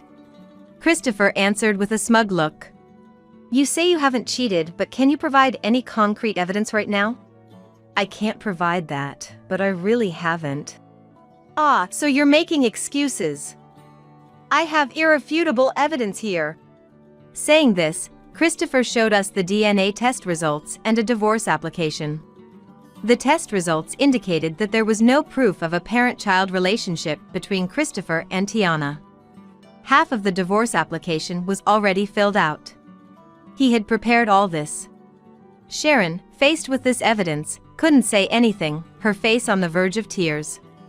Her lips were tightly pressed, enduring the pain, and my heart ached for her. Who could have imagined she would be treated this way? The results show that she's not my child. A cheating woman made a child with some other man, and the DNA proves it. Sign the divorce papers quickly. If you resist, I'll take you to court and demand compensation. Then Christopher, who had retracted his smile, spoke in a low voice. Hey, I've got a good lawyer. You can't escape, so be prepared. It's incredible how far he could take this act. This was the man he turned out to be. I felt a rage towards him like never before for neglecting my daughter. Glancing at Dylan, I saw he was angry too. Now was the only chance. I exchanged glances with Dylan and then took out a photo we had prepared in advance. This photo was our trump card. Holding it with trembling, angry hands, I presented it in front of Christopher. If you're going to do that, we have something to present as well. Right, Dylan? Yes, indeed. Dylan pulled several photos from his jacket pocket. They were photos of Christopher's infidelity, obtained by hiring a private investigator. Each photo was decisive evidence, but we had prepared multiple. It's necessary to confront him thoroughly with irrefutable evidence. How come these are here? What's this? In each of the several photos, Christopher was clearly visible. There were pictures of him walking arm in arm with an unknown woman, entering a hotel with a woman, and kissing a woman on the street, among others. Since the day Dylan confirmed Christopher's suspicious behavior, we had been investigating his actions with a detective. The skill of a professional detective is astounding. So, you were regularly meeting another woman, planning to switch from Sharon to her? Who's the one cheating, I wonder? Dylan also started yelling as well. You bastard! Trampling on Sharon's feelings. Christopher's smile had vanished, replaced by an unmistakable panic. How did you find out? No, wait. This is fake. You made these composite photos to slander me, you liar. Sharon's the one cheating. His voice was low at first, as if reassuring himself, then became accusatory, threatening us. But my anger was beyond control. Dylan, as if echoing my fury, shouted. You're the one who is lying. Are you saying all these photos are fake? Perhaps feeling overwhelmed by Dylan, or realizing his excuses were futile, Christopher suddenly became quiet. Dylan, although sometimes seen as unapproachable, hardly ever raises his voice. I realized for the first time how intimidating he could be when he was truly angry. Dylan took a breath and began talking in a quiet manner. My discomfort wasn't mistaken. You might not have noticed, but I heard everything from the bathroom. Those overly suspicious conversations.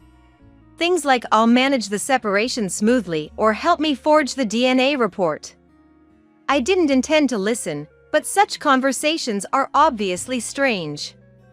You've been deceiving and hurting our daughters all this time. Dylan had accidentally overheard Christopher's phone conversation while he was in the bathroom. Dylan had been close to the door without realizing Christopher was there. And then Dylan raised his voice again. We're going to do another DNA test. Science will prove it. The second test should yield the same results, right? You'll take responsibility for what you've said. Don't even think about running away. Christopher's legs wobbled, his nose running, reduced to a pitiable state. Tiana, tired from crying, had fallen asleep. Was he always such a pathetic man? I remembered his sharp, robust appearance when he first came to ask for our daughter's hand in marriage. That man was nowhere to be seen now. At that moment, something snapped inside me. Sharon must have felt the same. Her eyes brimming with tears, she looked at Christopher with a mix of disgust and pity.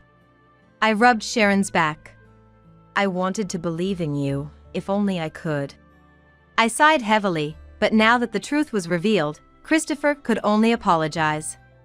His pride gone, his apologies seemed too late. Then, as Christopher was profusely apologizing, Sharon approached him. With tears in her eyes, she lashed out at him angrily. Don't joke around. It's too late to apologize now. Get out of our sight. You're the worst. Christopher's apology was cut off by the sound of a sharp slap. It felt like a satisfying sound that dispelled the terrible atmosphere. After receiving a powerful slap from Sharon, Christopher collapsed to his knees. He tried to flee but seemed unable to move, his legs giving out. As you wish, we'll part ways. Goodbye forever. Christopher received the stares of everyone around. Urged by Sharon, Dylan and I left the scene. Sharon didn't look back, not even once. According to the detective's investigation, Christopher's affair partner was an ex-girlfriend. The reason they broke up was apparently because he was a part-timer with low income at the time. Back then, Christopher was juggling part-time night shifts at a grocery store and stocking shelves at a supermarket. Later, Christopher joined a TV crew, and during a street interview for a TV program, he happened to meet his ex-girlfriend again. It was a wide show hosted by a celebrity known for his sharp tongue. His ex-girlfriend seemed impressed with Christopher, who had made a place for himself in the entertainment business. By this time, Sharon was already pregnant. Both wanting to rekindle their relationship, the ex-girlfriend was quite cooperative with this plan. Such a hopeless situation, I thought. Now that I knew the whole truth, my anger was replaced more with disappointment. On the way home, none of us spoke a word. If even we, as parents, were deeply hurt, Sharon's emotional wounds must be immeasurable. In the heavy silence, Dylan broke the ice. Hey. You should just rest for now. I'll take care of all the tedious things like the compensation claim and other procedures with Violet. Sharon just nodded silently. I also spoke to Sharon. Your life is still ahead of you. For Tiana's sake, eat delicious food, get plenty of sleep, enjoy beautiful scenery, and just focus on resting. We'll always be here to support you. Sharon was still struggling to come to terms with her feelings. But with Tiana there, we had to move forward. Few months passed by, but Sharon tended to stay at home. Given what had happened, it was understandable. Yet gradually, she regained her smile and declared, If I keep mourning, Tiana's going to get mad at me. Mom, Dad, I'm sorry for worrying you so much. I'm thinking of returning to work soon. As for the compensation, Christopher and his party ended up paying $15,000 each. It was a deserved retribution. And Christopher was dramatically dumped by his ex-girlfriend. She was furious about the large sum of money lost because of him. That's a fitting end for such a man, Dylan said with a face that couldn't hide his disgust. About half a year later, in a season of blue skies, Sharon successfully returned to work.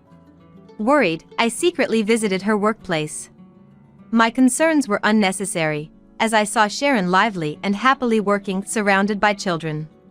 I told this to Dylan, and to that he proudly snorted. I told you there was no need to worry. Though he had hesitated to come with me till the last minute. Hearing Dylan's words, I couldn't help but laugh, feeling our happy daily life returning. Despite everything, our family had regained peaceful days. Tiana was growing up healthy. Dylan, now past 60, was still actively working. Today, I'm preparing a meal for a family dinner. After setting the table, I said to everyone, "Let's go on a family trip again. Anywhere, as long as we're together." "Absolutely. Anywhere we go will be fun." At that moment, Tiana made a sound as if replying. Her incomprehensible babble was enough to bring a smile to Sharon's face. We all smiled in response. "Dad and Mom, live long, okay? I want to show Tiana the wide world. Just like the old times, I hope we can travel together again. Of course, I plan to live long. Right, Dylan?" "Yes, indeed.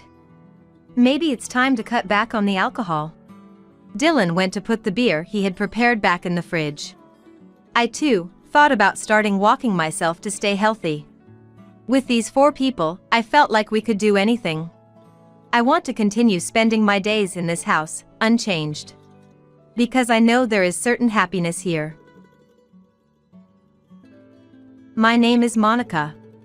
Whenever I see a beautiful woman of my age, I think to myself, I've got to work on my skincare, or maybe lose some weight. But, before I know it, I'm saying I'll start tomorrow every day, and now I'm 42. Lately, even using a toner feels like a chore, so my skin is protected by a natural oil veil of my own making. "Hey Siri!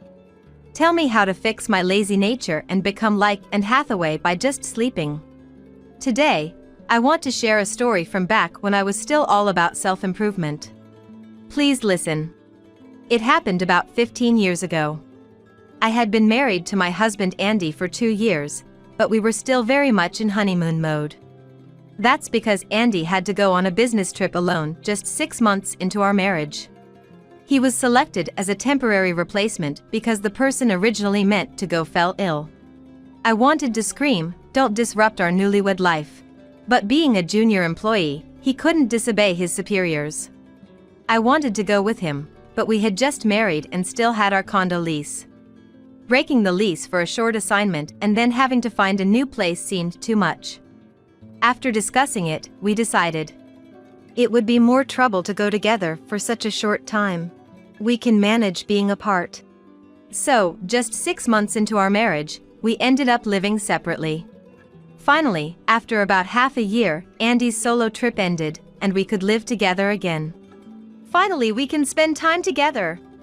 I was filled with the desire to enjoy our newlywed life. But it didn't quite go as planned.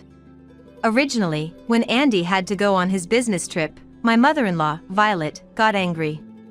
"Choosing to separate so early in your marriage, does Monica's love for Andy even exist?"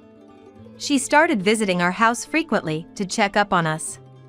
Let me make it clear, our separation right after the wedding was a mutual decision. We talked on the phone every night and met every 2 weeks. Our love hadn't faded just because we were newlyweds living apart. But Violet believed that a wife should always follow her husband. She thought a wife's fulfillment came from being by her husband's side and taking meticulous care of him. She had a bit of an old-fashioned view.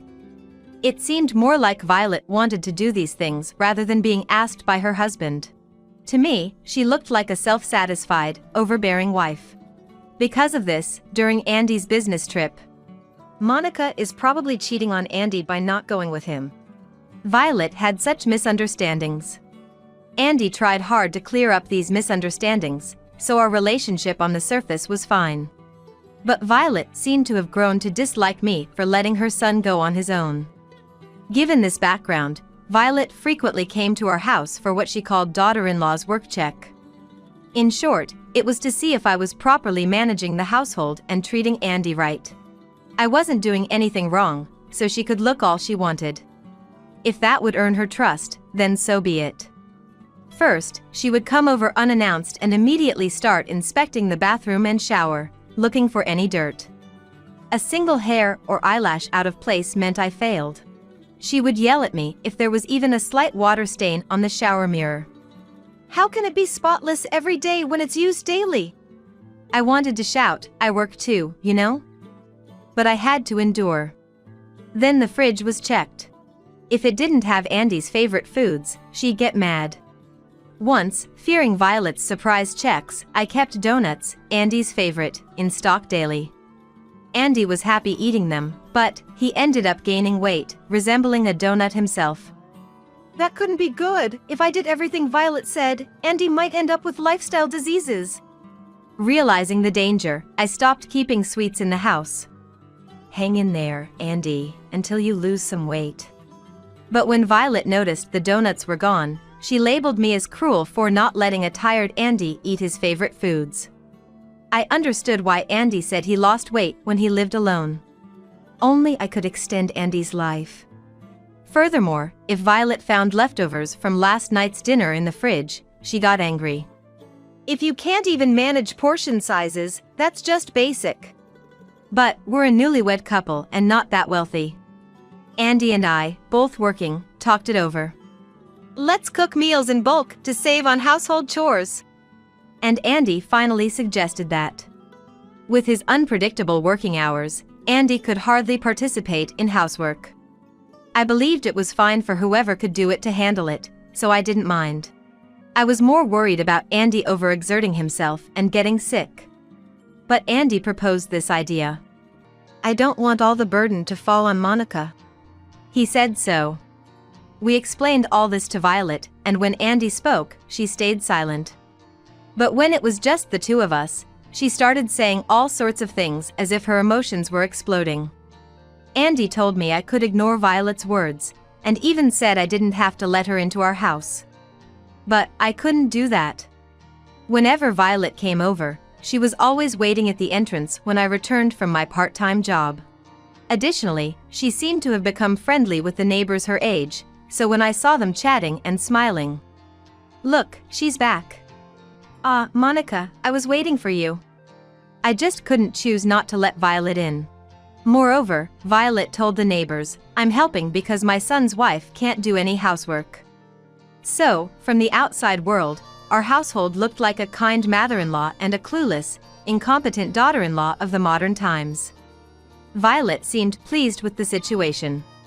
You're lucky to have a good mother-in-law like me to teach you things. Every time she pointed something out, she said that. Sorry, I don't think so at all. I'm a modern woman, I don't understand these things. I'd like to tell her that, but then I'd just be playing into Violet's hands. It would only add to the useless daughter-in-law stories she shared with the neighbors. But my patience was reaching its limit. I know you're newlyweds and new at a lot of things, but you're going to have to learn all this stuff so you don't get in trouble with Violet. A neighbor said to me, and I felt last night's curry boiling up in my stomach. The neighbors didn't know what went on inside our house, and I hadn't corrected Violet's narrative, so it was understandable. The truth was it wasn't my fault, but Violet's rules were too overbearing. I was working and managing the housework, and more importantly, if Andy was satisfied, that should be enough. After all, this house was mine and Andy's house. But as a newlywed, I couldn't speak out. I would say it now, being stronger. But back then, I was young and wanted to maintain a good relationship with my mother-in-law. I thought enduring it was the right thing to do. I didn't openly refute Violet's words to the neighbors for the same reason. If I did it, I would have been labeled as a defiant young person. That was probably my mistake. Violet's behavior gradually escalated. She started staying for dinner and then overnight. This made it impossible for Andy and me to, well, never mind. Let's save that for a late-night adult channel talk. Haha. Well, for a newlywed couple, having her stay over was truly a nuisance. Even Andy complained that. Even though she's my family, I can't relax with my mom around. That's strange. He was subtly supporting me and trying to prevent friction between me and Violet, so he must be stressed too. I felt sorry for Andy, coming home tired. A few times, Andy said to Violet, "Dad will get lonely, go home." But she said, "It's okay, James told me to look after things. I'm representing him." she used the authority of Andy's father, James, to her advantage. Andy's family is an old-fashioned type that believed in the wives should obey their husband's principle. Even at this time of being married, Andy still had some irrefutable disagreements with James. The ingrained senses could be frightening, but for me, getting scolded by my dad always hurt more than by my mom. In short, my father was like the last line of defense. My mother got angry sometimes, but angering my father felt like the end of the world. He was like a mental pillar. That was why I thought I understand Andy's feelings. And since Violet started eating dinner at our house, I had been messing up dinner more often. The breakfasts I made when Violet wasn't around had never failed since we got married. At first, I thought I had messed up, and I think Andy did too. I apologized to Andy. "Sorry, looks like I messed up." But Andy replied, "It's rare for you. Aren't you tired? Take a rest today." But only Violet exaggeratedly complained. "Wow, this is so salty, it'll shoot up my blood pressure."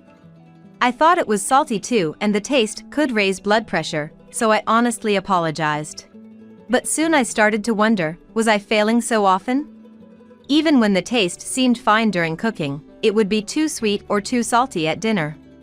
I even got checked at the hospital, but there was nothing wrong with me. Could it be? I thought, and on a whim, I made dinner on the day Violet visited and left the kitchen. And that happened just as I suspected. Violet was humming and heavily sprinkling salt into the pot. The strength in her right hand and shoulder, holding the salt, was like she was avenging her parents. She could have surpassed a professional baseball player with that. Humming nonchalantly, she was ruining my cooking. I thought I had to tell Andy. But that night, Andy was extremely tired. He had been doing overtime every day for over 3 weeks, and the project deadline was looming. Plus, our wedding anniversary was the following week, and he was trying to get time off for it. We spent our first anniversary apart, so Andy had suggested a date for this year. Inside, my feeling was torn among wanting him to rest, looking forward to the date, and trying not to burden Andy. That was my recent state. I would talk to him about Violet after the anniversary. While I was thinking this, an incident happened. Of all nights, it was our wedding anniversary.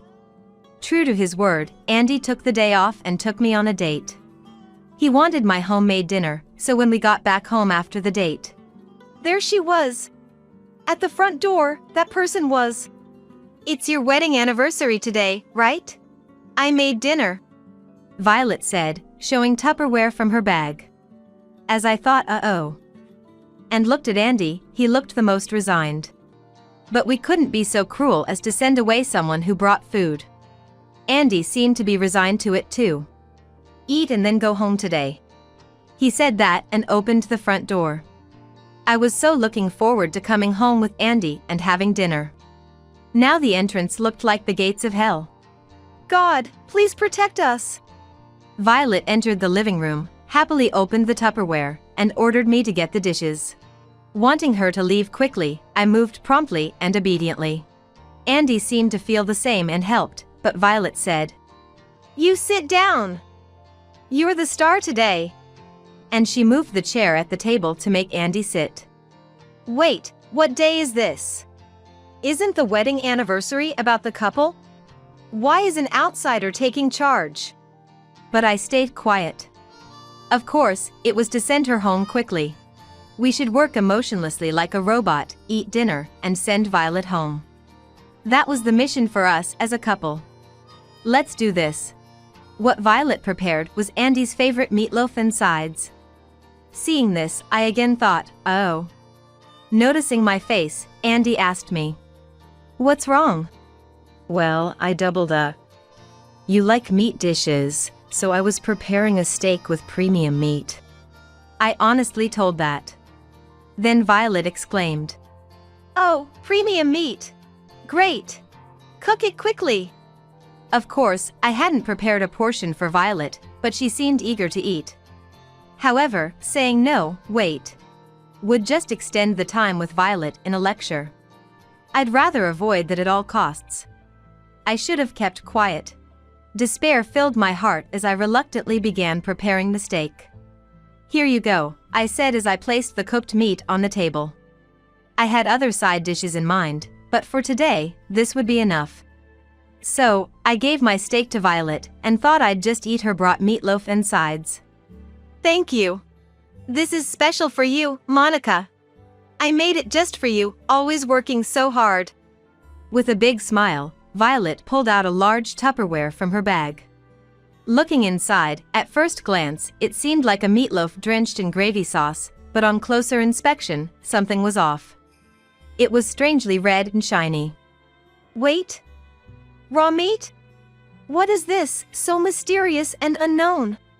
Why mine was different from Andy's tomato sauce version? Let me remind you, Violet had a history of turning my cooking into a high blood pressure menu. Would such a person cook for a wedding anniversary? I peered at the offered meatloaf for a moment, managing to thank her while buying time. Upon closer inspection, this is. Andy also peeked into the Tupperware, and then at my face. It was amazing how couples could communicate just with a glance. "Andy, go ahead and eat." "Yeah, yours looks like better meat, I'll take it. Thanks." "What?" Violet's eyes widened at our exchange. Andy didn't hesitate to transfer the meatloaf from the Tupperware to his plate. "You don't have to do anything." Normally, Violet would say like that, but now, she was just pale and silent as I thought. "Well, everything's ready, let's eat." "No, no!" Violet snatched the meatloaf from Andy's hand with a near scream. The moment it fell and hit the floor, there was a thud, an unusual sound for a meatloaf. "This meatloaf makes quite a noise, doesn't it?" "Indeed. Did you overcook it, Violet?" I asked with a sarcastic smile, while Andy just stared at Violet. She remained silent, eyes downcast at the meatloaf. "Hey, Violet. Why is it okay for me to eat it, but not Andy? Come on, tell me. Hey, hey." I annoyingly hovered around the stunned Violet. My patience, already thin from her ruining our anniversary, had reached its limit. The thrill of retaliation was unexpectedly exhilarating. Andy doesn't like tomato sauce. I wanted to make something he likes for the anniversary." Eh? I like any meat, really. It's a waste, maybe it's still good, I'll eat this. "No, you shouldn't eat something that's fallen." Violet panicked as Andy casually picked up the meatloaf, talking nonchalantly. "Is it wrong for me to eat what I like?" "Right. It's a shame not to eat it though he says he will eat it." "Oh, Violet, you can eat it, it's okay. A little bit won't hurt." Andy's smirk was barely containable, understanding everything from the sound meatloaf was dropped. I almost laughed, but managed to restrain myself. "Maybe it's too big for you to eat? We have steaks. Should I cut it smaller, wait here?" "Eh?" "Oh, I'll cut it then." "Right, do that." As Violet flustered, Andy brought the cutting board and knife. "Here goes. Let's it cut," but as expected, the meatloaf couldn't be cut. "Oh my, this meatloaf is quite hard, isn't it?" "Maybe the gravy sauce is slimy? Maybe it'll work if it's washed." "Great idea." This was a turning point for Violet, but I headed to the sink with the meatloaf. "Wait. Stop. Please, Monica. I'll remake it." "Remake it? How was she planning to do that? Could she really think we hadn't noticed?" Both Andy and I had realized it from the moment it was in the Tupperware. Ignoring Violet's attempt to stop us, washing off the gravy sauce revealed a food sample meatloaf. "This is clearly not meat, even without tasting it. Violet, do you make meatloaf out of wax? A family recipe? A secret ingredient? It's a bit too conspicuous, though." I waved the food sample meatloaf next to my face, taunting Violet. "So I grew up on wax, huh? You're a wax figure." "Stop it, that's creepy." "Kidding." "I know." Violet glared at us with a hateful look as we joked around. "Violet, I understand you dislike me, but aren't you embarrassed by such an obviously childish setup?" "Shut up!" It's your fault for not divorcing despite my coming over every day.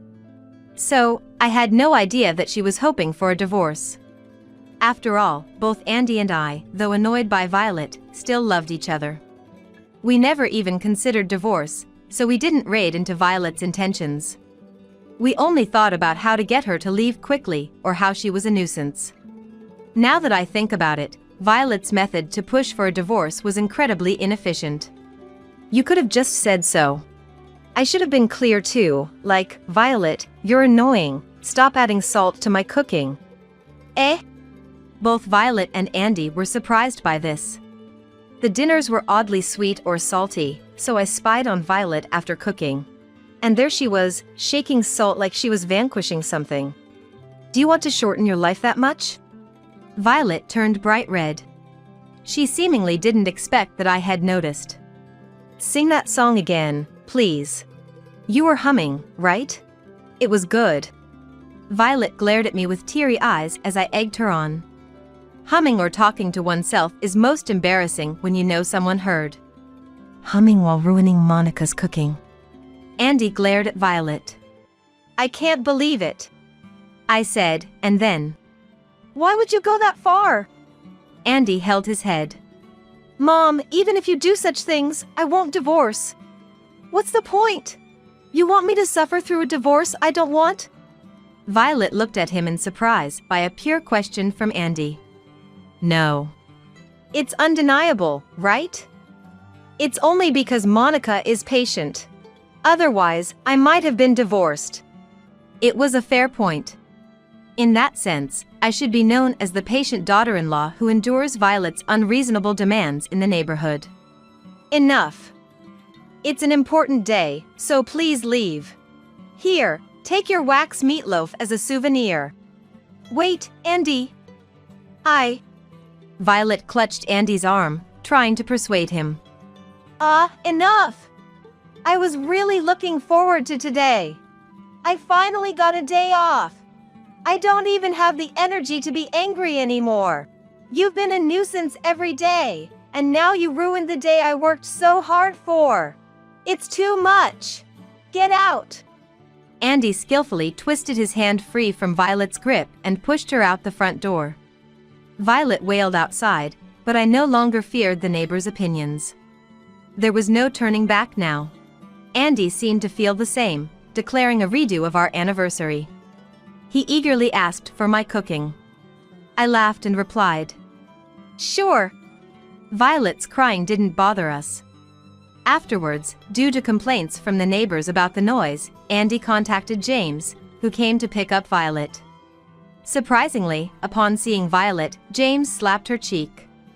I heard that James had always reprimanded Violet, saying she shouldn't visit us too often, that a couple needs their own time to be truly a couple. But she didn't listen, insisting we were happy with her visits. James kept quiet, thinking we were enjoying it, unaware of the trouble we were experiencing. After apologizing to us, James also explained the situation to the neighbors on our behalf. Thanks to that, word spread through the condo, and I was able to shed the reputation of being the clueless and incompetent daughter-in-law. I was grateful for James' intervention. My own words wouldn't have had the same effect. Thank you, James. And now, after being scolded by James, Violet stopped imposing on our home. But she harassed me whenever we went back home, thinking nobody was watching. However, James, suspecting something like this, caught her red-handed and averted any issues. Well, not for Violet. If you keep trying to make Andy and Monica divorce, you can't stay in this house. James said so and Violet was told to divorce. Thanks to that, we found peace, but I worried about elderly James living alone. So we decided to live with him. Initially, it was out of gratitude, but it turned out to be quite wonderful. He would pick up our son from kindergarten without being asked. And he cooked French cuisine, drawing on his experience as a former restaurant staff. It's embarrassing how well he takes care of us when we should be the ones helping him. Once again, thank you, James. For him, living in a lively home with small children at his age was something he never expected, and he's grateful for it. He's too good of a person, truly a father to be respected. It makes sense why Andy couldn't argue with him, and why his words were absolute in his home. He's always right. No wonder he's absolutely truthful. Even at our home, we obediently listen to what he says. Honestly, it's not like winning the lottery or a grand business success, not the happily ever after you hear in fairy tales. But with not only James, but 2 sons and a daughter, our days are lively, just as James said they would be. Even as a wife who doesn't bother with skincare and is getting older, I have a kind, loving husband who still takes me on dates for our anniversary every year. Oh, I do my share of housework and parenting. Just tend to put myself last, hee. Despite everything, I've come to appreciate the ordinary. It's been 15 years since we were married. We still have the freshness of newlyweds, combined with the comfort and laxness that comes with familiarity, feeling happiness in everyday life. For our next anniversary date, I should work on skincare and getting in shape. I think I said that last year too. I'm divorcing you, you fool, my husband shouted at me over the phone right after I returned from a business trip. I've put up with you for so long, but I've reached my breaking point. If you don't want a divorce, apologize now. I was shocked but said, yeah, I got it. Instead of going to my husband, David, at my in-laws' house, I decided to go somewhere else. My name is Sophie, I'm 28 years old, and I've been married to David, who is 2 years older than me, for 3 years. To put it simply, David is the son of the future CEO of my company. Before we married, I worked at a different company, but after we got married, I switched jobs to work at his company. Now, I work hard as an employee, preparing to be the next CEO's wife. David didn't want me to work at his company, but his father, the CEO, ordered it, and I couldn't argue with that. My job is demanding, and business trips are frequent. We've been trying to have a baby, but my work schedule makes it hard to relax enough for that. Lately, my relationship with David has been getting worse. We're both too busy, and we argue a lot over small things.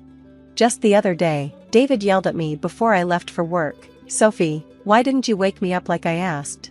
I did wake you up several times, David. You told me not to disturb you, and that you would wake up on your own. So, I went to make breakfast.